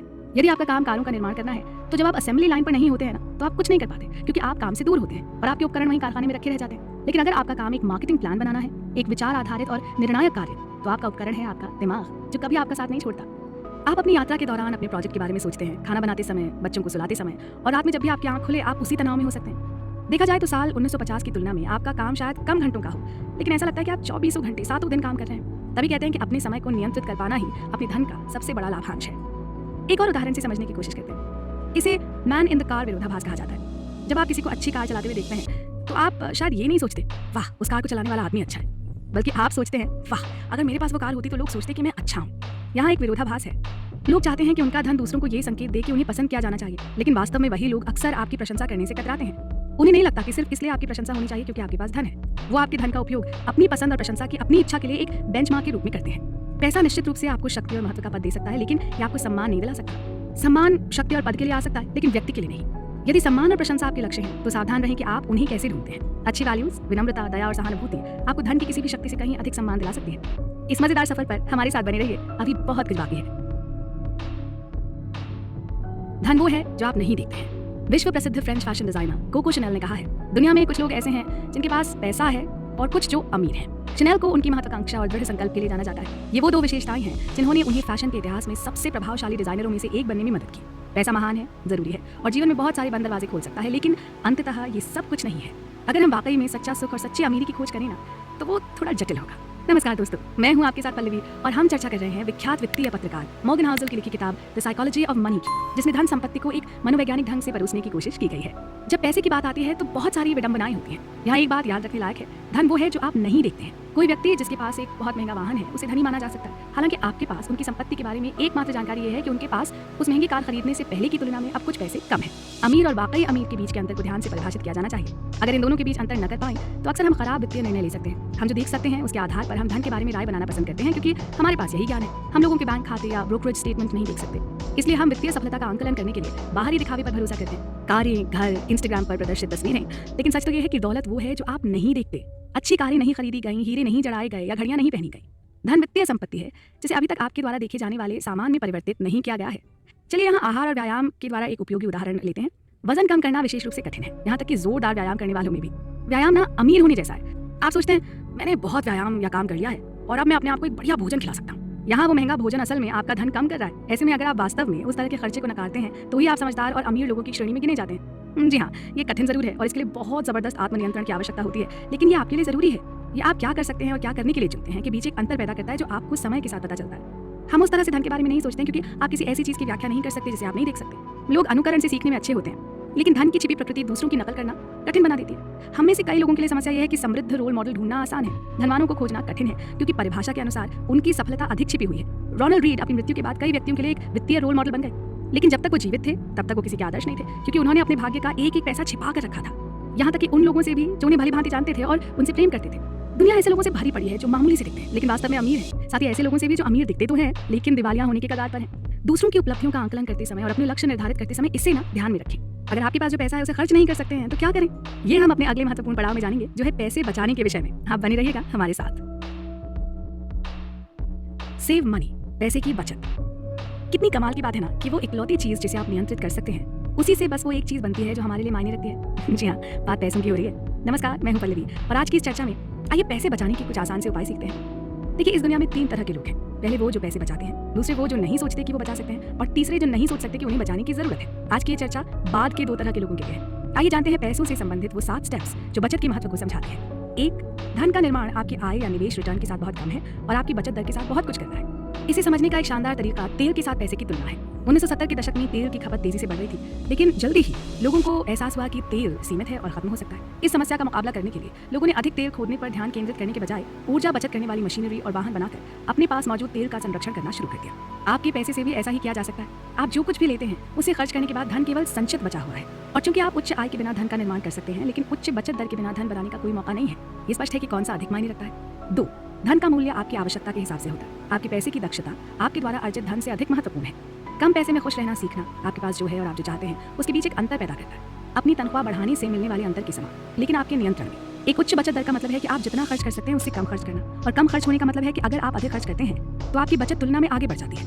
3, आय के एक निश्चित स्तर के बाद आपकी जरूरतें आपके आत्म मूल्य के बराबर है। एक बार जब आप भोजन, कपड़े और आश्रय जैसी अपनी बुनियादी आवश्यकताओं को पूरा करने के लिए पर्याप्त कमाते हैं और साथ ही आप अपनी कारों की तरह अपने आराम के स्तर को प्राप्त करते हैं, इससे ऊपर की हर चीज को खुद का प्रतिबिंब माना जाता है। आपका पैसा कम होना शुरू हो जाएगा यदि आप इसे दूसरे लोगों को दिखाने के लिए खर्च करते हैं कि आपके पास पैसा है। अपनी बचत बढ़ाने के सबसे शक्तिशाली तरीकों में से एक है अपनी आय नहीं बढ़ाना। यह आपकी विनम्रता को बढ़ाने के लिए भी जरूरी है। 4, लोगों की बचत करने की क्षमता उनके नियंत्रण में। कम खर्च करके बचत की जा सकती है। यदि आप कम चाहते हैं तो आप कम खर्च करते हैं, और आप कम इच्छा करेंगे यदि आप इस बात की कम परवाह करते हैं कि दूसरे आपके बारे में क्या सोचेंगे। इस पुस्तक से आप जो सबसे अच्छी सीख ले सकते हैं वो ये है कि पैसा वित्त की तुलना में मनोविज्ञान पर अधिक निर्भर करता है। 5, आपको बचत करने के लिए किसी कारण की आवश्यकता नहीं है। कुछ लोग घर या नई कार या सेवानिवृत्ति के लिए डाउन पेमेंट के लिए पैसे बचाते हैं, जबकि ऐसा करना एक अच्छी बात है। बचत के लिए कुछ खरीदने के स्पष्ट लक्ष्य की आवश्यकता नहीं होनी चाहिए। आप सिर्फ बचत के लिए बचत कर सकते हैं। केवल एक विशिष्ट लक्ष्य की बचत करना एक अनुमानित दुनिया में समझ में आता है, लेकिन हमारे लिए नहीं। खर्च करने के उद्देश्य के बिना बचत आपको विकल्प और लचीलापन प्रदान करती है, जिसे आप प्रतीक्षा कर सकते हैं या आप उछाल सकते हैं। यह आपको सोचने की अनुमति देता है, साथ ही अपनी शर्तों पर अपनी दिशा बदलने की अनुमति भी। 6, अपने समय पर लचीलापन और नियंत्रण धन पर एक अनदेखी वापसी है। क्या आप गणना कर सकते हैं कि आपका बैंक आपको अपने नकद पर कितना रिटर्न देगा ताकि आप करियर बदलने या जल्दी सेवानिवृत्त होने या चिंता से मुक्त होने की योजना बना सकें? ये तय करना मुश्किल है। जब आपका अपने समय पर नियंत्रण नहीं होता है तो आप अपनी किस्मत को स्वीकार करने के लिए मजबूर होते हैं, चाहे वो अच्छा हो या बुरा। लेकिन अगर आपकी बचत आपको सही अवसर की प्रतीक्षा करने देती है तो ये आपकी बचत पर एक छिपा हुआ प्रतिफल है। 7, छिपे हुए रिटर्न्स और उनका महत्व। आज की दुनिया में इस तरह के छिपे हुए रिटर्न का महत्व पहले की तुलना में कहीं अधिक है। नौकरियां सीमित लग सकती हैं और निश्चित रूप से प्रतिस्पर्धा भी अधिक है। एक दिन हार कर आप उस पहले अवसर को स्वीकार कर लेते हैं जो आपको मिल सकता है, क्योंकि खाली बैठना और अधिक कठिन हो जाता है। और चूंकि अपने समय और विकल्पों पर अधिक नियंत्रण रखना दुनिया की सबसे मूल्यवान मुद्राओं में से एक बन रहा है, इसलिए लोग ऐसा कर सकते हैं और लोगों को ऐसा करके पैसा बचाना चाहिए। ये तर्क वितर्क यूं ही चलते रहेंगे, आप भी संग रहिए। उचित बनाम तर्क संगत। जब भी बात रीजनेबल वर्सेस रैशनल की हो तो हमेशा तर्क संगत होने की कोशिश करने की तुलना में कई बार उचित कार्य करने का लक्ष्य रखना बेहतर है। इससे ना कई बार बेहतर परिणाम मिल सकते हैं। हेलो दोस्तों, मैं हूं आपके साथ पल्लवी और धन संपत्ति के मनोविज्ञान की इस चर्चा में आज बात करते हैं उचित बनाम तर्क संगत की, यानी क्या रीजनेबल है और क्या रैशनल, और इन दोनों का क्या महत्व है। आइए समझते हैं मशहूर लेखक मॉर्गन हाउसल की लिखी इस किताब द साइकोलॉजी ऑफ मनी के जरिए। इंसान को रोबोट या मशीन से अलग करना आसान है। कैलकुलेटर आपको किसी भी समीकरण का सही उत्तर देगा, चाहे आप उससे कितनी भी बात पूछें। आप इसके बारे में सुनिश्चित हो सकते हैं क्योंकि कैलकुलेटर तर्क संगत सॉफ्टवेयर के साथ प्रोग्राम किया गया है जो कभी गलत नहीं हो सकता। लेकिन मनुष्यों के बारे में ऐसा नहीं कहा जा सकता, क्योंकि हम इतने सारे कारकों से निपटते हैं। हमारी भावनाओं को एक सरल उदाहरण देने के लिए पूरी तरह से तर्क संगत होना लगभग असंभव है। हम एक तर्क संगत दुनिया में नहीं रहते हैं, इसलिए हम जो सबसे अच्छा बनने की कोशिश कर सकते हैं वो उचित है। इस कड़ी में लेखक बताते हैं कि एक उचित दृष्टिकोण हमेशा तर्क संगत से बेहतर क्यों होगा, खासकर जब आप पैसों के बारे में बात करते हैं 19वीं सदी के मनोचिकित्सक जूलियस वागनर ज़ोरिक की, जिन्हें चिकित्सा विज्ञान में उनके योगदान के लिए नोबेल पुरस्कार मिला, विशेष रूप से मलेरियोथेरेपी नाम के उनके अनूठे उपचार के लिए। इसमें वो सिफिलिस का इलाज करने के लिए रोगियों को मलेरिया के इंजेक्शन लगाते थे। ये सुनने में काफी बेतुका और खतरनाक है, लेकिन कई रोगियों को खोने के बाद जूलियस ने अपने इलाज से 60% की सफलता दर हासिल कर ली। उन्होंने देखा कि बुखार होने पर सिफिलिस के रोगी बेहतर तरीके से ठीक हो जाते हैं, क्योंकि बुखार किसी भी संक्रमण से लड़ने की शरीर की प्राकृतिक प्रतिक्रिया पैदा करता है। जूलियस ने सोचा कि एक मरीज में मलेरिया का इंजेक्शन लगाकर वो बुखार पैदा कर सकता है और इस तरह सिफिलिस को ठीक करने में मदद कर सकता है। अब तर्क संगत दृष्टिकोण से 60% की सफलता दर ये देखते हुए खराब नहीं है कि बीमारी के लिए कोई और उपचार नहीं थे। लेकिन यदि आप किसी से पूछें कि क्या वो मलेरिया से बुखार प्राप्त करना चाहते हैं, तो इसका स्पष्ट उत्तर होगा नहीं। बुखार इस स्थिति में फायदेमंद साबित हुआ, लेकिन सामान्य तौर पर बुखार से तकलीफ होती है और ऐसा कोई नहीं चाहेगा। जब आप निवेश के बारे में बात करते हैं तो कई लोग हो सकते हैं जो निवेश, वित्तीय सलाह और चक्रवृद्धि के बारे में ज्ञान बांटें, लेकिन सच तो यह है कि इसमें हमेशा जोखिम का एक तत्व शामिल होगा और आपके पास लाभ प्राप्त करने का फुल प्रूफ और रैशनल फॉर्मूला कभी नहीं हो सकता है। अर्थव्यवस्था और शेयर बाजार आगे कहां जा रहे हैं, इसके बारे में अधिकांश पूर्वानुमान भयानक हैं, लेकिन पूर्वानुमान लगाना उचित है। निवेश के पूर्वानुमानों पर कार्रवाई करना खतरनाक है, लेकिन ये समझ में आता है कि लोग भविष्यवाणी करने की कोशिश क्यों करते हैं कि अगले साल क्या होने वाला है। ये मानव स्वभाव है। लोग अक्सर अपने देश में और अपनी परिचित कंपनियों में निवेश करना पसंद करते हैं, दुनिया भर की अन्य 95% जगहों को अनदेखा करते हुए। आप तर्क कर सकते हैं कि आपका निवेश कुछ अजनबियों को प्रभावी रूप से पैसा दे रहा है। यदि परिचितता आपको उन अजनबियों का समर्थन करने के लिए विश्वस्त करती है तो ये उचित है। अगर आप एक ऐसी कंपनी में निवेश करें जिसकी आपको परवाह नहीं है, तो जब तक सब कुछ ठीक चल रहा हो आप मजे से इसका आनंद ले सकते हैं। लेकिन अगर कभी वक्त बदले तो किसी ऐसी चीज पर पैसा खोना जिसमें आपको कोई दिलचस्पी नहीं है थोड़ा मुश्किल काम है और तकलीफ भी। यदि आप किसी कंपनी से भावनात्मक रूप से जुड़े हैं तो आप उसके मिशन, उत्पादन, टीम, विज्ञान जो कुछ भी पसंद करते हैं उन पर पैसा गंवाने में कम से कम ऐसा महसूस करेंगे कि आप किसी सार्थक चीज का हिस्सा हैं, और यही हार न मानने के लिए आपकी आवश्यक प्रेरणा हो सकती है। आमतौर पर वो करें जो आपको पसंद है। ऐसी बातें सिर्फ फॉर्च्यून कुकी की तरह लगती हैं, लेकिन अगर आप इसे सफलता की बाधाओं से निपटने के लिए आवश्यक धीरज प्रदान करने वाली सलाह के रूप में देखते हैं तो ये एक अच्छी खासी फाइनेंशियल स्ट्रैटेजी हो सकती है। ऐसी ही और स्ट्रैटेजीज पर आगे भी बात करते रहेंगे, आप बने रहें हमारे संग। हैरानी की बात, कैसी आयरनी है कि वही इतिहास जो बीत चुका है परिवर्तन के अध्ययन के लिए भविष्य के मानचित्र के रूप में उपयोग किया जाता है ना हैरानी की बात। नमस्कार दोस्तों, मैं हूं पल्लवी और बात हो रही है धन संपत्ति के मनोविज्ञान की। स्टैनफोर्ड के प्रोफेसर स्कॉट सैगन के अनुसार अर्थव्यवस्था या निवेश बाजारों का अनुसरण करने वाले सभी लोगों को अपनी दीवार पर लटका देना चाहिए जो चीजें पहले कभी नहीं हुई हैं वो हर समय होती हैं। इतिहास वैसे तो आश्चर्यजनक घटनाओं का अध्ययन है, लेकिन ये अक्सर निवेशकों और अर्थशास्त्रियों द्वारा भविष्य के लिए एक मार्गदर्शक के रूप में उपयोग किया जाता है। इसे आप विडंबना मानते हैं या समस्या? इतिहास हमें हमारी अपेक्षाओं को जांचने में मदद करता है, लेकिन ये किसी भी तरह से भविष्य का नक्शा नहीं है। कई बार निवेशक एक जाल में फंस जाते हैं जिसे इतिहासकारों की भविष्यवाणी कह सकते हैं, पर इसके लिए आप निवेशकों को दोष नहीं दे सकते। यदि आप निवेश को एक कठिन विज्ञान के रूप में देखते हैं तो इतिहास भविष्य के लिए एक आदर्श मार्गदर्शक होना ही चाहिए। खैर, उनमें से कई निवेशकों की भावनाएं होती हैं, इसलिए यह अनुमान लगाना कठिन है कि वो आगे क्या करेंगे। अर्थशास्त्र की आधारशिला यह है कि चीजें समय के साथ बदलती हैं। आगे क्या होने वाला है, इसके लिए एक मार्गदर्शक के रूप में इतिहास का उपयोग आम बात है। ऐतिहासिक डेटा में सबसे महत्वपूर्ण घटनाएं रिकॉर्ड होने वाली घटनाएं हैं और वही हैं जो अर्थव्यवस्था और शेयर बाजार चलाती हैं, जैसे व्यापक मंदी, द्वितीय विश्व युद्ध, .com बबल या फिर 11 सितंबर वगैरह। ये मुट्ठी भर बाहरी घटनाएं बहुत ही बड़ी भूमिका निभाती हैं, क्योंकि वो अपने साथ और भी कई असंबंधित घटनाओं को प्रभावित करती हैं। वैश्विक अर्थव्यवस्था में किसी भी समय जो हो रहा है उसका अधिकांश हिस्सा पिछली कुछ घटनाओं से जुड़ा हो सकता है, जिनकी भविष्यवाणी करना लगभग असंभव था। ऐसा नहीं है कि हमें अतीत के आश्चर्यों का उपयोग भविष्य की सीमाओं के लिए एक मार्गदर्शक के रूप में करना चाहिए, बल्कि हमें पिछले आश्चर्यों का उपयोग एक प्रवेश के रूप में करना चाहिए कि हमें नहीं पता कि आगे क्या हो सकता है। इतिहास अर्थव्यवस्था और शेयर बाजार के भविष्य के लिए एक भ्रामक मार्गदर्शक हो सकता है, क्योंकि ये उन संरचनात्मक परिवर्तनों के लिए जिम्मेदार नहीं है जो आज की दुनिया के लिए प्रासंगिक हैं। आइए जानते हैं कि क्या बदला था। जैसे जैसे अवसर बढ़े, प्रतिस्पर्धा बढ़ी, प्रौद्योगिकी ने सूचना को अधिक सुलभ बनाया और उद्योग बदल गए, क्योंकि अर्थव्यवस्था औद्योगिक से प्रौद्योगिकी क्षेत्रों में बदल गई, जिसमें अलग अलग व्यवसाय चक्र और पूंजी उपयोग है। इस तरह चीजें बदल गई। निवेश इतिहास की एक दिलचस्प बात यह है कि आप जितना पीछे देखते हैं उतनी ही अधिक संभावना है कि आप एक ऐसी दुनिया को देख रहे हैं जो अब लागू नहीं होती। कई निवेशक और अर्थशास्त्रियों को ये लगता है कि उनके पूर्वानुमान दशकों, यहाँ तक कि सदियों के आंकड़ों के आधार पर हैं, लेकिन चूंकि अर्थव्यवस्थाएं विकसित होती हैं, हाल का इतिहास अक्सर भविष्य के लिए सबसे अच्छा मार्गदर्शक होता है। निवेश में एक सामान्य वाक्यांश है जिसे आमतौर पर मजाक में इस्तेमाल किया जाता है कि ये इस बार अलग है। यदि आपको किसी ऐसे व्यक्ति का खंडन करने की जरूरत पड़े जो बिना अतीत को प्रतिबिंबित किए भविष्यवाणी कर रहा हो ना, तो बस इतना कह दीजिए, ओह, तो आपको लगता है कि ये इस बार अलग है। ये निवेशक जॉन टेम्पल्टन कहते हैं कि निवेश में 4 सबसे खतरनाक शब्द हैं, इस बार ये अलग है। हालांकि वो ये बात मानते हैं कि कम से कम 20% समय बात अलग ही होती है। दुनिया बदल जाती है और ये बदलाव वही हैं जो समय के साथ सबसे ज्यादा मायने रखते हैं। इसका मतलब ये नहीं कि हमें पैसों के बारे में सोचते समय इतिहास को नजरअंदाज कर देना चाहिए, लेकिन ध्यान रहे कि इतिहास में आप जितना पीछे देखेंगे आपके निष्कर्ष उतने ही ज्यादा सामान्य होने चाहिए। सामान्य चीजें जैसे लालच और भय के साथ लोगों का संबंध, तनाव में वो कैसे व्यवहार करते हैं और प्रोत्साहन के प्रति वो कैसी प्रतिक्रिया करते हैं, समय के साथ कैसे स्थिर होते हैं। लेकिन विशिष्ट रुझान, विशिष्ट व्यापार, विशिष्ट क्षेत्र, बाजारों के बारे में विशिष्ट कारण संबंध और लोगों को अपने पैसे के साथ क्या करना चाहिए, ये हमेशा प्रगति के विकास का एक उदाहरण है। इतिहासकार भविष्यवक्ता नहीं है, तो सवाल यह है कि हमें कैसे सोचना चाहिए और भविष्य की योजना कैसे बनानी चाहिए। इस पर चर्चा जारी रहेगी, आप बने रहिए हमारे साथ। गलती की गुंजाइश। आप जानते हैं ना कि आपके प्लान का सबसे जरूरी हिस्सा होना चाहिए प्लान मुताबिक ना हो पाने का भी प्लान करना। यानी कोई जरूरी नहीं कि आप जैसा सोच रहे हो हमेशा वैसा ही हो, और हर समझदार इंसान के पास हमेशा किसी भी योजना में गलती होने की गुंजाइश होनी ही चाहिए। नमस्कार दोस्तों, चर्चा हो रही है धन संपत्ति के मनोविज्ञान पर मॉर्गन हाउसल की लिखी किताब द साइकोलॉजी ऑफ मनी के कुछ भाग में से, और मैं हूँ पल्लवी। जब आपके घर पर कुछ मेहमान आ रहे हो और आप एक नई खाने की रेसिपी आजमा रहे हो, तो हो सकता है कि आप कुछ अतिरिक्त तैयार करना चाहें, कुछ ऐसा जो आप पहले भी पका चुके हो। अक्सर ये इसलिए भी होता है कि क्या पता जिस नई रेसिपी को आप आजमा रहे हैं वो आपकी इच्छानुसार न बने। त्रुटियों की प्रत्याशा या गलती की गुंजाइश इसी को कहते हैं। त्रुटि के लिए जगह रखने में हमारी बुद्धि ये स्वीकार करती है कि कुछ अनिश्चित और अज्ञान होना भी जीवन का एक अहम हिस्सा है। उनसे निपटने का एक यही तरीका है कि आप क्या सोचते हैं और क्या हो सकता है, इसके बीच की खाई को बढ़ाकर आपके पास एक दिन और लड़ने की सक्षमता हो। लेकिन लोग लगभग हर उस चीज में गलती की गुंजाइश को कम आंकते हैं जो वो तब करते हैं जहां पैसा शामिल होता है। स्टॉक विश्लेषक अपने ग्राहकों को मूल्य का लक्ष्य देते हैं, मूल्य की सीमा नहीं। आर्थिक पूर्वानुमान लगाने वाले भी व्यापक संभावनाएं नहीं बताते, जबकि सटीक आंकड़ों के साथ चीजों की भविष्यवाणी करते हैं। जो पंडित अटल निश्चय के साथ बोलता है उसके अनुयायी उस व्यक्ति की तुलना में ज्यादा होंगे जो ये कहे कि हम निश्चित रूप से नहीं जान सकते। इसीलिए शायद बेंजामिन ग्राहम को सुरक्षा का मार्जिन नामक एक सामान्य अवधारणा के लिए जाना जाता है। वो कहते हैं सुरक्षा के मार्जिन का उद्देश्य पूर्वानुमान को अनावश्यक रूप से प्रस्तुत करता है। त्रुटियों की प्रत्याशा की सराहना नहीं की जाती, बल्कि इसे गलत समझा जाता है। लोग इसे अक्सर एक रूढ़िवादी बचाव के रूप में देखते हैं, जिसका उपयोग उन लोगों द्वारा किया जाता है जो ज्यादा जोखिम नहीं लेना चाहते हैं या अपने विचारों में विश्वास नहीं रखते। लेकिन जब सही तरीके से इस्तेमाल किया जाता है तो ये बिल्कुल विपरीत होता है। ये समझने के लिए आप अपनी वित्तीय योजनाओं में त्रुटियों की प्रत्याशा का उपयोग कैसे कर सकते हैं, यहाँ एक छोटा सा उदाहरण दिया गया है।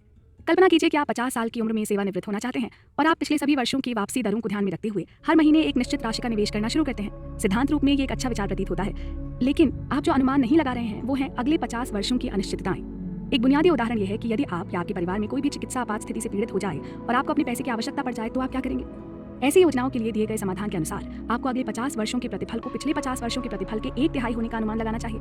कम अनुमान लगाने से आपको किसी भी अनिश्चितता के लिए तैयार होने में मदद मिल सकती है, या कम से कम आपकी योजनाओं पर उनके प्रभाव को कम किया जा सकता है। जीवन में बहुत सी चीजों के लिए एक अच्छा नियम है कि जो भी कुछ टूट सकता है वो अंततः टूट ही जाएगा। इसलिए यदि बहुत सी चीजें अगर किसी एक चीज के काम करने पर निर्भर करती हैं और वो चीज टूट जाती है तो सब कुछ बर्बाद हो सकता है। ये विफलता का एकमात्र बिंदु है। ऐसे में गलती की गुंजाइश आपके लिए अपने लक्ष्य का विस्तार करने की तरह है। ये सोच आपको उन सभी परेशानियों और निराशा वाली घटनाओं से बचाने में भी मदद करती है जिनकी आपने कभी कल्पना भी नहीं की होगी।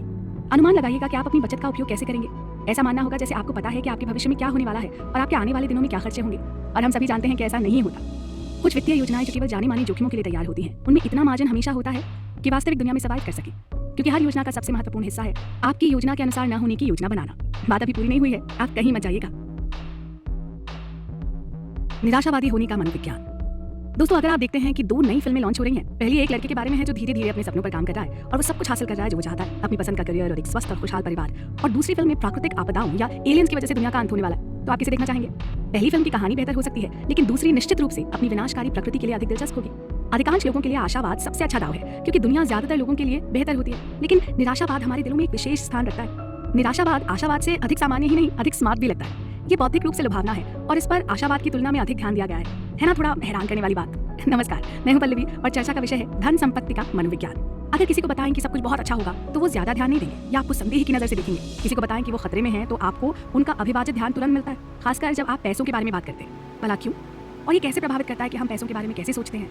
ऐसा होने के 3 कारण हैं। पहला, जब कुछ बुरा होता है तो ये सभी का ध्यान आकर्षित करता है। आप जानते हैं कि 2 विषय हैं जो आपके जीवन को प्रभावित करेंगे, चाहे आप उनमें रुचि रखते हो या नहीं, पैसा और स्वास्थ्य।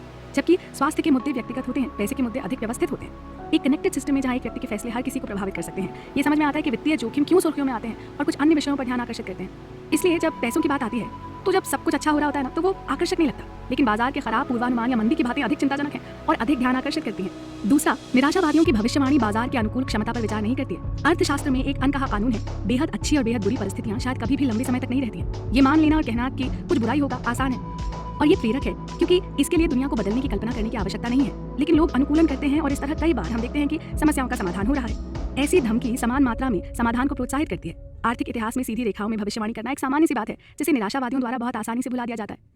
तीसरा, प्रगति बहुत धीमी गति से होती है, लेकिन असफलताओं को नजरअंदाज करना बहुत जल्दी होता है। कितनी बार हमने देखा है कि रातों रात बहुत बड़ी त्रासदी होती है, रातों रात चमत्कार कम ही देखने को मिलते हैं। निराशावाद के इर्द गिर्द एक कथा बनाना आसान है, क्योंकि कहानी के टुकड़े नए और निकट के होते हैं। आशावादी बातों के लिए इतिहास और विकास के एक लंबे खंड को देखने की आवश्यकता होती है, जिसे लोग भूल जाते हैं और उन्हें एक साथ रखने के लिए अधिक प्रयास करते हैं। चीजों के महान होने की अपेक्षा करने का अर्थ है सब कुछ सपाट सा लगना, आम सा महसूस करना, कुछ अलग नहीं हो रहा है जैसे ख्याल आना। निराशावाद उम्मीदों को कम करता है, स्वाभाविक परिणामों और उन परिणामों के बीच की खाई को कम करता है जिनके बारे में आप बहुत अच्छा महसूस करते हैं। शायद इसलिए ये इतना मोहक है। चीजों के खराब होने की उम्मीद करना सुखद आश्चर्य करने का सबसे अच्छा तरीका है जब वो नहीं होती है। आशावाद से लगता है कोई आपको कुछ बेच रहा हो, लेकिन निराशावाद ऐसा लगता है जैसे कोई आपकी मदद करने की कोशिश कर रहा हो। ये सारे भाव पैसे के प्रति हमारे मनोविज्ञान को दर्शाते हैं। चर्चा ना बड़ी दिलचस्प मोड़ पर है। उम्मीद है आप हमारे साथ बने रहेंगे। सब कुछ विश्वास करने लायक। दोस्तों, धन संपत्ति के मनोविज्ञान को थोड़ा और समझने के लिए बात करते हैं विश्वास की। नमस्कार, मैं हूं पल्लवी। जब हम अर्थव्यवस्थाओं, व्यवसायों, निवेशों और करियर के विकास के बारे में सोचते हैं तो हम मूर्त चीजों के बारे में सोचते हैं, हमारे पास कितना सामान है और हम क्या करने में सक्षम हैं। लेकिन कहानियां अब तक अर्थव्यवस्था की सबसे बड़ी ताकत है। यही वो ईंधन है जो अर्थव्यवस्था के मूर्त भागों को काम करने दे सकती है, या वो ब्रेक जो हमारी क्षमताओं को नियंत्रण में रखता है। व्यक्तिगत स्तर पर अपने पैसे का प्रबंधन करते समय कहानी संचालित दुनिया के बारे में 2 बातों का ध्यान रखना चाहिए। एक, जितना अधिक आप चाहते हैं कि कुछ सच हो, उतनी ही अधिक संभावना है कि आप एक ऐसी कहानी पर विश्वास करेंगे जो इसकी सच होने की बाधाओं को कम करती है। जीवन में बहुत सी चीजें हैं जो हमें सच लगती हैं क्योंकि हम चाहते हैं कि वो सच हो। लेखक उन्हें आकर्षक कथाएं कहते हैं। हम पैसे के बारे में कैसे सोचते हैं, विशेष रूप से निवेश और अर्थव्यवस्था पर उनका बड़ा प्रभाव पड़ता है। एक आकर्षक कल्पना तब होती है जब आप स्मार्ट होते हैं, आप समाधान खोजना चाहते हैं, लेकिन सीमित नियंत्रण और उच्च दाव के संयोजन का सामना करते हैं। वो बेहद शक्तिशाली होते हैं। वो आपको किसी भी चीज के बारे में विश्वास दिला सकते हैं। इतनी सारी वित्तीय राय हैं कि एक बार जब आप कोई रणनीति या पक्ष चुनते हैं तो आप आर्थिक और मानसिक रूप से उनमें निवेशित हो जाते हैं। किसी को अगले वॉरेन बफे के साथ निवेश करने का मौका देने की घोषणा करें तो लाखों लोग इसके पीछे अपनी जीवन भर की बचत लगा देंगे। यदि आपको लगता है कि मंदी आ रही है और आप अपने सभी शेयरों को प्रत्याशा में बेच देते हैं तो अर्थव्यवस्था के बारे में आपका दृष्टिकोण अचानक से विकृत हो जाएगा, जो आप चाहते हैं। हर छोटी घटना एक संकेत की तरह दिखेगी कि कयामत आ गई है, शायद इसलिए नहीं कि ऐसा है, बल्कि इसलिए कि आप इसे चाहते हैं। 2, दुनिया के बारे में हर किसी का एक अधूरा नजरिया होता है, लेकिन हम अंतराल को भरने के लिए एक पूरी कथा बनाते हैं। जीवन का सीमित ज्ञान रखने वाला बच्चा अभी भी खुश रहेगा क्योंकि वो खुद को समझाने के लिए अपने दिमाग में कहानियां बनाता है कि सब कुछ ठीक है। वो सांता क्लॉज द्वारा उपहार लाने या टूथ फेरी को अपने तकिए के नीचे पैसे छोड़ने के विचार से खुश हो सकता है। ये नजरिया वास्तव में हम सभी के लिए सच है, चाहे हमारी उम्र कुछ भी हो। भले हमारे पास पूरी जानकारी ना हो, लेकिन हम ये समझने और समझाने के लिए कथाएं बनाते हैं कि चीजें किस तरह से होती हैं, वो क्यों होती हैं। अधिकांश लोग जब किसी ऐसी चीज का सामना करते हैं जिसे वो समझ नहीं पाते क्योंकि उनके अनुभव सीमित हैं। हम सभी चाहते हैं कि जिस जटिल दुनिया में हम रहते हैं वो कम से कम हमें तो समझ में आए, इसलिए हम प्रभावी रूप से ब्लाइंड स्पॉट के अंतराल को भरने के लिए खुद को कहानियां सुनाते हैं। ये इतना सुकून देने वाला है कि हम खुद को ये बताने के लिए ललचाते हैं कि हमारा अपने जीवन के सभी हिस्सों में पूरा नियंत्रण है। इजराइल के एक मनोवैज्ञानिक अर्थशास्त्री डैनियल कैनमैन बताते हैं ये कहानियां कैसे बनाई जाती हैं। योजना बनाते समय हम इस बात पर ध्यान केंद्रित करते हैं कि हम क्या करना चाहते हैं और क्या कर सकते हैं, दूसरों की योजनाओं और कौशल की उपेक्षा करते हुए जिनके निर्णय हमारे परिणामों को प्रभावित कर सकते हैं। अतीत की व्याख्या करने और भविष्य की भविष्यवाणी करने दोनों में हम कौशल के कारण भूमिका पर ध्यान केंद्रित करते हैं और भाग्य की भूमिका की उपेक्षा करते हैं। हम जो जानते हैं उस पर ध्यान केंद्रित करते हैं और जो हम नहीं जानते उसकी उपेक्षा करते हैं, और इसी से हमें अपने विश्वासों में अत्यधिक विश्वास हो जाता है। चर्चा में आगे है अब तक की कही हर बात का कुल जमा निचोड़, तो अपने फायदे के लिए आप हमसे जुड़े रहिए। सब कुछ विश्वास करने लायक।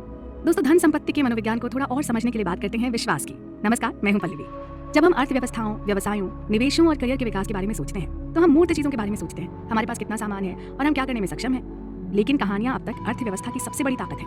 यही वो ईंधन है जो अर्थव्यवस्था के मूर्त भागों को काम करने दे सकती है, या वो ब्रेक जो हमारी क्षमताओं को नियंत्रण में रखता है। व्यक्तिगत स्तर पर अपने पैसे का प्रबंधन करते समय कहानी संचालित दुनिया के बारे में 2 बातों का ध्यान रखना चाहिए। एक, जितना अधिक आप चाहते हैं कि कुछ सच हो, उतनी ही अधिक संभावना है कि आप एक ऐसी कहानी पर विश्वास करेंगे जो इसके सच होने की बाधाओं को कम करती है। जीवन में बहुत सी चीजें हैं जो हमें सच लगती हैं क्योंकि हम चाहते हैं कि वो सच हो। लेखक उन्हें आकर्षक कथाएं कहते हैं। हम पैसे के बारे में कैसे सोचते हैं, विशेष रूप से निवेश और अर्थव्यवस्था पर उनका बड़ा प्रभाव पड़ता है। एक आकर्षक कल्पना तब होती है जब आप स्मार्ट होते हैं, आप समाधान खोजना चाहते हैं, लेकिन सीमित नियंत्रण और उच्च दाव के संयोजन का सामना करते हैं। वो बेहद शक्तिशाली होते हैं। वो आपको किसी भी चीज के बारे में विश्वास दिला सकते हैं।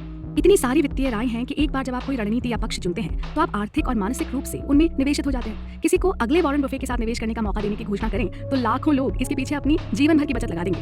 यदि आपको लगता है कि मंदी आ रही है और आप अपने सभी शेयरों को प्रत्याशा में बेच देते हैं तो अर्थव्यवस्था के बारे में आपका दृष्टिकोण अचानक से विकृत हो जाएगा, जो आप चाहते हैं। हर छोटी घटना एक संकेत की तरह दिखेगी कि कयामत आ गई है, शायद इसलिए नहीं कि ऐसा है, बल्कि इसलिए कि आप इसे चाहते हैं। 2, दुनिया के बारे में हर किसी का एक अधूरा नजरिया होता है, लेकिन हम अंतराल को भरने के लिए एक पूरी कथा बनाते हैं। जीवन का सीमित ज्ञान रखने वाला बच्चा अभी भी खुश रहेगा क्योंकि वो खुद को समझाने के लिए अपने दिमाग में कहानियां बनाता है कि सब कुछ ठीक है। वो सांता क्लॉज द्वारा उपहार लाने या टूथ फेरी को अपने तकिए के नीचे पैसे छोड़ने के विचार से खुश हो सकता है। ये नजरिया वास्तव में हम सभी के लिए सच है, चाहे हमारी उम्र कुछ भी हो। भले हमारे पास पूरी जानकारी ना हो, लेकिन हम ये समझने और समझाने के लिए कथाएं बनाते हैं कि चीजें किस तरह से होती हैं, वो क्यों होती हैं। अधिकांश लोग जब किसी ऐसी चीज का सामना करते हैं जिसे वो समझ नहीं पाते क्योंकि उनके अनुभव सीमित हैं। हम सभी चाहते हैं कि जिस जटिल दुनिया में हम रहते हैं वो कम से कम हमें तो समझ में आए, इसलिए हम प्रभावी रूप से ब्लाइंड स्पॉट के अंतराल को भरने के लिए खुद को कहानियां सुनाते हैं। ये इतना सुकून देने वाला है कि हम खुद को ये बताने के लिए ललचाते हैं कि हमारा अपने जीवन के सभी हिस्सों में पूरा नियंत्रण है। इजराइल के एक मनोवैज्ञानिक अर्थशास्त्री डैनियल कैनमैन बताते हैं, ये कहानियां कैसे बनाई जाती हैं। योजना बनाते समय हम इस बात पर ध्यान केंद्रित करते हैं कि हम क्या करना चाहते हैं और क्या कर सकते हैं। दूसरों की योजनाओं और कौशल की उपेक्षा करते हुए जिनके निर्णय हमारे परिणामों को प्रभावित कर सकते हैं। अतीत की व्याख्या करने और भविष्य की भविष्यवाणी करने दोनों में हम कौशल के कारण भूमिका पर ध्यान केंद्रित करते हैं और भाग्य की भूमिका की उपेक्षा करते हैं। हम जो जानते हैं उस पर ध्यान केंद्रित करते हैं और जो हम नहीं जानते उसकी उपेक्षा करते हैं, और इसी से हमें अपने विश्वासों में अत्यधिक विश्वास हो जाता है। चर्चा में आगे है अब तक की कही हर बात का कुल जमा निचोड़, तो अपने फायदे के लिए आप हमसे जुड़े रहिए। कुल जमा। नमस्कार दोस्तों, अब हम धीरे धीरे अपने सफर के आखिरी पड़ाव तक पहुंच रहे हैं। ये अध्याय कुछ और नहीं, बस एक सारांश है उन छोटे और कार्रवाई योग्य सबक के बारे में जो आपको बेहतर वित्तीय निर्णय लेने में मदद कर सकते हैं। मैं हूं पल्लवी और हम बात कर रहे हैं द साइकोलॉजी ऑफ मनी के बारे में। लेखक के ही शब्दों में एक छोटी सी कहानी से शुरू करते हैं। एक डेंटिस्ट की कहानी जो बुरी तरह गड़बड़ा गई। हमें अपने पैसे का क्या करना है, इसके बारे में सलाह देने के खतरों के बारे में कुछ महत्वपूर्ण सिखाती है ये कहानी। क्लारेंस नाम का एक आदमी साल 1931 में एक डेंटिस्ट के पास बहुत बदहाल अवस्था में पहुंचा। उस डेंटिस्ट ने सर्जरी करके क्लारेंस को राहत दिलाने की कोशिश की। 1 हफ्ते बाद क्लारेंस की मृत्यु हो गई और उसकी पत्नी ने डेंटिस्ट पर लापरवाही और बिना इजाजत इलाज करने का मुकदमा ठोक दिया। अब डेंटिस्ट का कहना था कि उसने अपनी समझ और ज्ञान के दम पर फैसला लिया और अपना काम ईमानदारी से किया। ये मसला बरसों तक अदालत में रहा और इसका कोई हल न निकल सका। चिकित्सकों का मानना है कि हितैषी होने के कारण मरीज को उनके इरादों पर और न्याय करने की क्षमता पर भरोसा करना चाहिए। ये इतना आसान नहीं है। चिकित्सा एक जटिल पेशा है और चिकित्सकों और रोगियों के बीच की बातचीत भी जटिल है। वो अंतिम पंक्ति महत्वपूर्ण है। क्या आप जानते हैं कि और कौन सा पेशा ऐसा है? वित्तीय सलाह देने का। लेखक आगे कहते हैं, मैं आपको नहीं बता सकता कि आपके पैसे का आपको क्या करना है, क्योंकि मैं आपको नहीं जानता। मुझे नहीं पता कि आप क्या, कब और क्यों चाहते हैं। मैं बस ये आशा कर सकता हूँ कि आप मेरी सलाह से सहमत होंगे। इस चेतावनी के साथ आइए कुछ छोटी सिफारिशों को देखें जो आपको अपने पैसे के साथ बेहतर निर्णय लेने में मदद कर सकती हैं। जब चीजें सही हो रही हों तो विनम्रता रखें और गलत होने पर क्षमा या करुणा खोजने के लिए उस रास्ते से हट जाएं, क्योंकि ये कभी भी उतना अच्छा या उतना बुरा नहीं होता जितना दिखता है। दुनिया बहुत बड़ी है और जटिल भी। भाग्य और जोखिम की शक्ति का सम्मान करें और बेहतर होगा कि उन चीजों पर ध्यान केंद्रित करें जिन्हें आप वास्तव में नियंत्रित कर सकते हैं। आपके पास सही रोल मॉडल खोजने का भी बेहतर मौका होगा। भविष्य में अधिक सामान या अधिक विकल्प रखने के लिए आप आज जो खरीद सकते हैं उस इच्छा को दबाकर धन का निर्माण किया जा सकता है। आप कितना भी कमा लें, कभी भी सहेज नहीं पाएंगे अगर आप सिर्फ आज के मजे लेने में व्यस्त रहें तो। आपको सबसे अच्छे रिटर्न अर्जित करने या अपनी आय का एक विशिष्ट प्रतिशत बचाने का लक्ष्य रखना चाहिए। सभी वित्तीय निर्णयों के लिए सबसे अच्छा यूनिवर्सल गाइड पोस्ट है कि क्या इस निर्णय से मुझे अच्छी नींद आएगी। यदि आप एक निवेशक के रूप में बेहतर कमाना चाहते हैं तो आपके लिए जरूरी है अपने दायरे को बढ़ाना। निवेश में समय ही सबसे शक्तिशाली है। इससे छोटी चीजें बड़ी हो जाती हैं और बड़ी गलतियां दूर हो जाती हैं। ये भाग्य और जोखिम को बेअसर नहीं कर सकता, लेकिन ये परिणामों को उस ओर धकेलता है जिसके लोग हकदार हैं। कोई फर्क नहीं पड़ता कि आप अपने पैसे के साथ क्या कर रहे हैं। आपको बहुत सी चीजों के साथ काम न कर पाने में सहज होना चाहिए। आपको हमेशा व्यक्तिगत निवेश के बजाय अपने पूरे पोर्टफोलियो को देखकर मापना चाहिए कि आपने कैसा प्रदर्शन किया है। व्यक्तिगत निवेश पर ध्यान केंद्रित करें। ये जरूरी नहीं है कि आप औरों को कैसे नजर आते हैं। अपने समय पर नियंत्रण हासिल करने के लिए धन का उपयोग करें। आप जो चाहते हैं, जब चाहते हैं, जिसके साथ चाहते हैं, ठीक वैसा करने की क्षमता जीवन की सबसे बड़ी खुशी है। आप जैसे हैं बहुत हैं। आपकी संपत्ति से कोई भी प्रभावित नहीं है। आपको लगता है कि आपको महंगी कार या एक अच्छी घड़ी चाहिए, लेकिन दरअसल आप जो चाहते हैं वो है सम्मान और प्रशंसा। बचत करें, सिर्फ बचत। आपको बचत करने के लिए किसी विशेष कारण की आवश्यकता नहीं है। कार या डाउन पेमेंट या मेडिकल इमरजेंसी के लिए बचत करना बहुत अच्छा है, लेकिन उन चीजों के लिए बचत करना जिनकी भविष्यवाणी करना असंभव है, बचत करने के सर्वोत्तम कारणों में से एक है। कई स्मार्ट, सूचित और उचित लोग भी वित्त निवेश से असहमत हो सकते हैं, क्योंकि लोगों के लक्ष्य और इच्छाएं काफी भिन्न होती हैं। यहाँ ये जानना जरूरी है कि कोई एक सही उत्तर नहीं है, केवल वो उत्तर सही है जो आपके लिए काम करता है। तो दोस्तों, इन सुझावों के साथ ही हम मॉर्गन हाउसल की लिखी इस किताब द साइकोलॉजी ऑफ मनी के समापन पर आ गए हैं। हम उम्मीद करते हैं कि आप इन सभी बातों का लाभ उठाएंगे। नमस्कार। कुल जमा।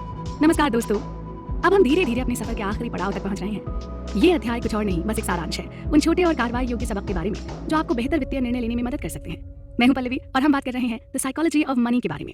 लेखक के ही शब्दों में एक छोटी सी कहानी से शुरू करते हैं। एक डेंटिस्ट की कहानी जो बुरी तरह गड़बड़ा गई। हमें अपने पैसे का क्या करना है, इसके बारे में सलाह देने के खतरों के बारे में कुछ महत्वपूर्ण सिखाती है ये कहानी। क्लारेंस नाम का एक आदमी साल 1931 में एक डेंटिस्ट के पास बहुत बदहाल अवस्था में पहुंचा।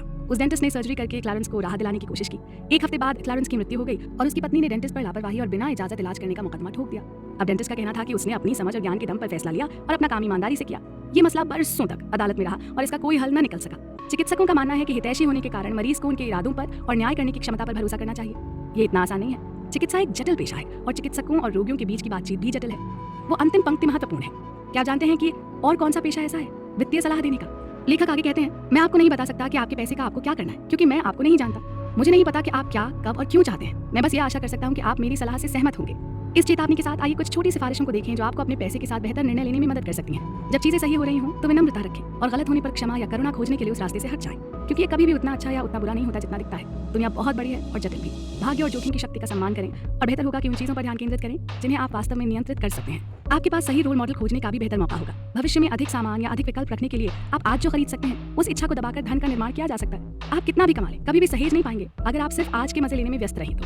आपको सबसे अच्छे रिटर्न अर्जित करने या अपनी आय का एक विशिष्ट प्रतिशत बचाने का लक्ष्य रखना चाहिए। सभी वित्तीय निर्णयों के लिए सबसे अच्छा यूनिवर्सल गाइड पोस्ट है कि क्या इस निर्णय से मुझे अच्छी नींद आएगी।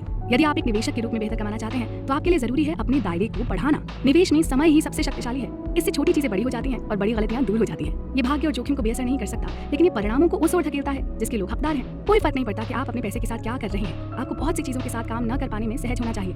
आपको हमेशा व्यक्तिगत निवेश के बजाय अपने पूरे पोर्टफोलियो को देखकर मापना चाहिए कि आपने कैसा प्रदर्शन किया है। व्यक्तिगत निवेश पर ध्यान केंद्रित करें। ये जरूरी नहीं है कि आप औरों को कैसे नजर आते हैं। अपने समय पर नियंत्रण हासिल करने के लिए धन का उपयोग करें। आप जो चाहते हैं, जब चाहते हैं, जिसके साथ चाहते हैं, ठीक वैसा करने की क्षमता जीवन की सबसे बड़ी खुशी है। आप जैसे हैं बहुत है। आपकी संपत्ति से कोई भी प्रभावित नहीं है। आपको लगता है कि आपको महंगी कार या एक अच्छी घड़ी चाहिए, लेकिन दरअसल आप जो चाहते हैं वो है सम्मान और प्रशंसा। बचत करें, सिर्फ बचत। आपको बचत करने के लिए किसी विशेष कारण की आवश्यकता नहीं है। कार या डाउन पेमेंट या मेडिकल इमरजेंसी के लिए बचत करना बहुत अच्छा है, लेकिन उन चीजों के लिए बचत करना जिनकी भविष्यवाणी करना असंभव है, बचत करने के सर्वोत्तम कारणों में से एक है। कई स्मार्ट, सूचित और उचित लोग भी वित्त निवेश से असहमत हो सकते हैं, क्योंकि लोगों के लक्ष्य और इच्छाएं काफी भिन्न होती हैं।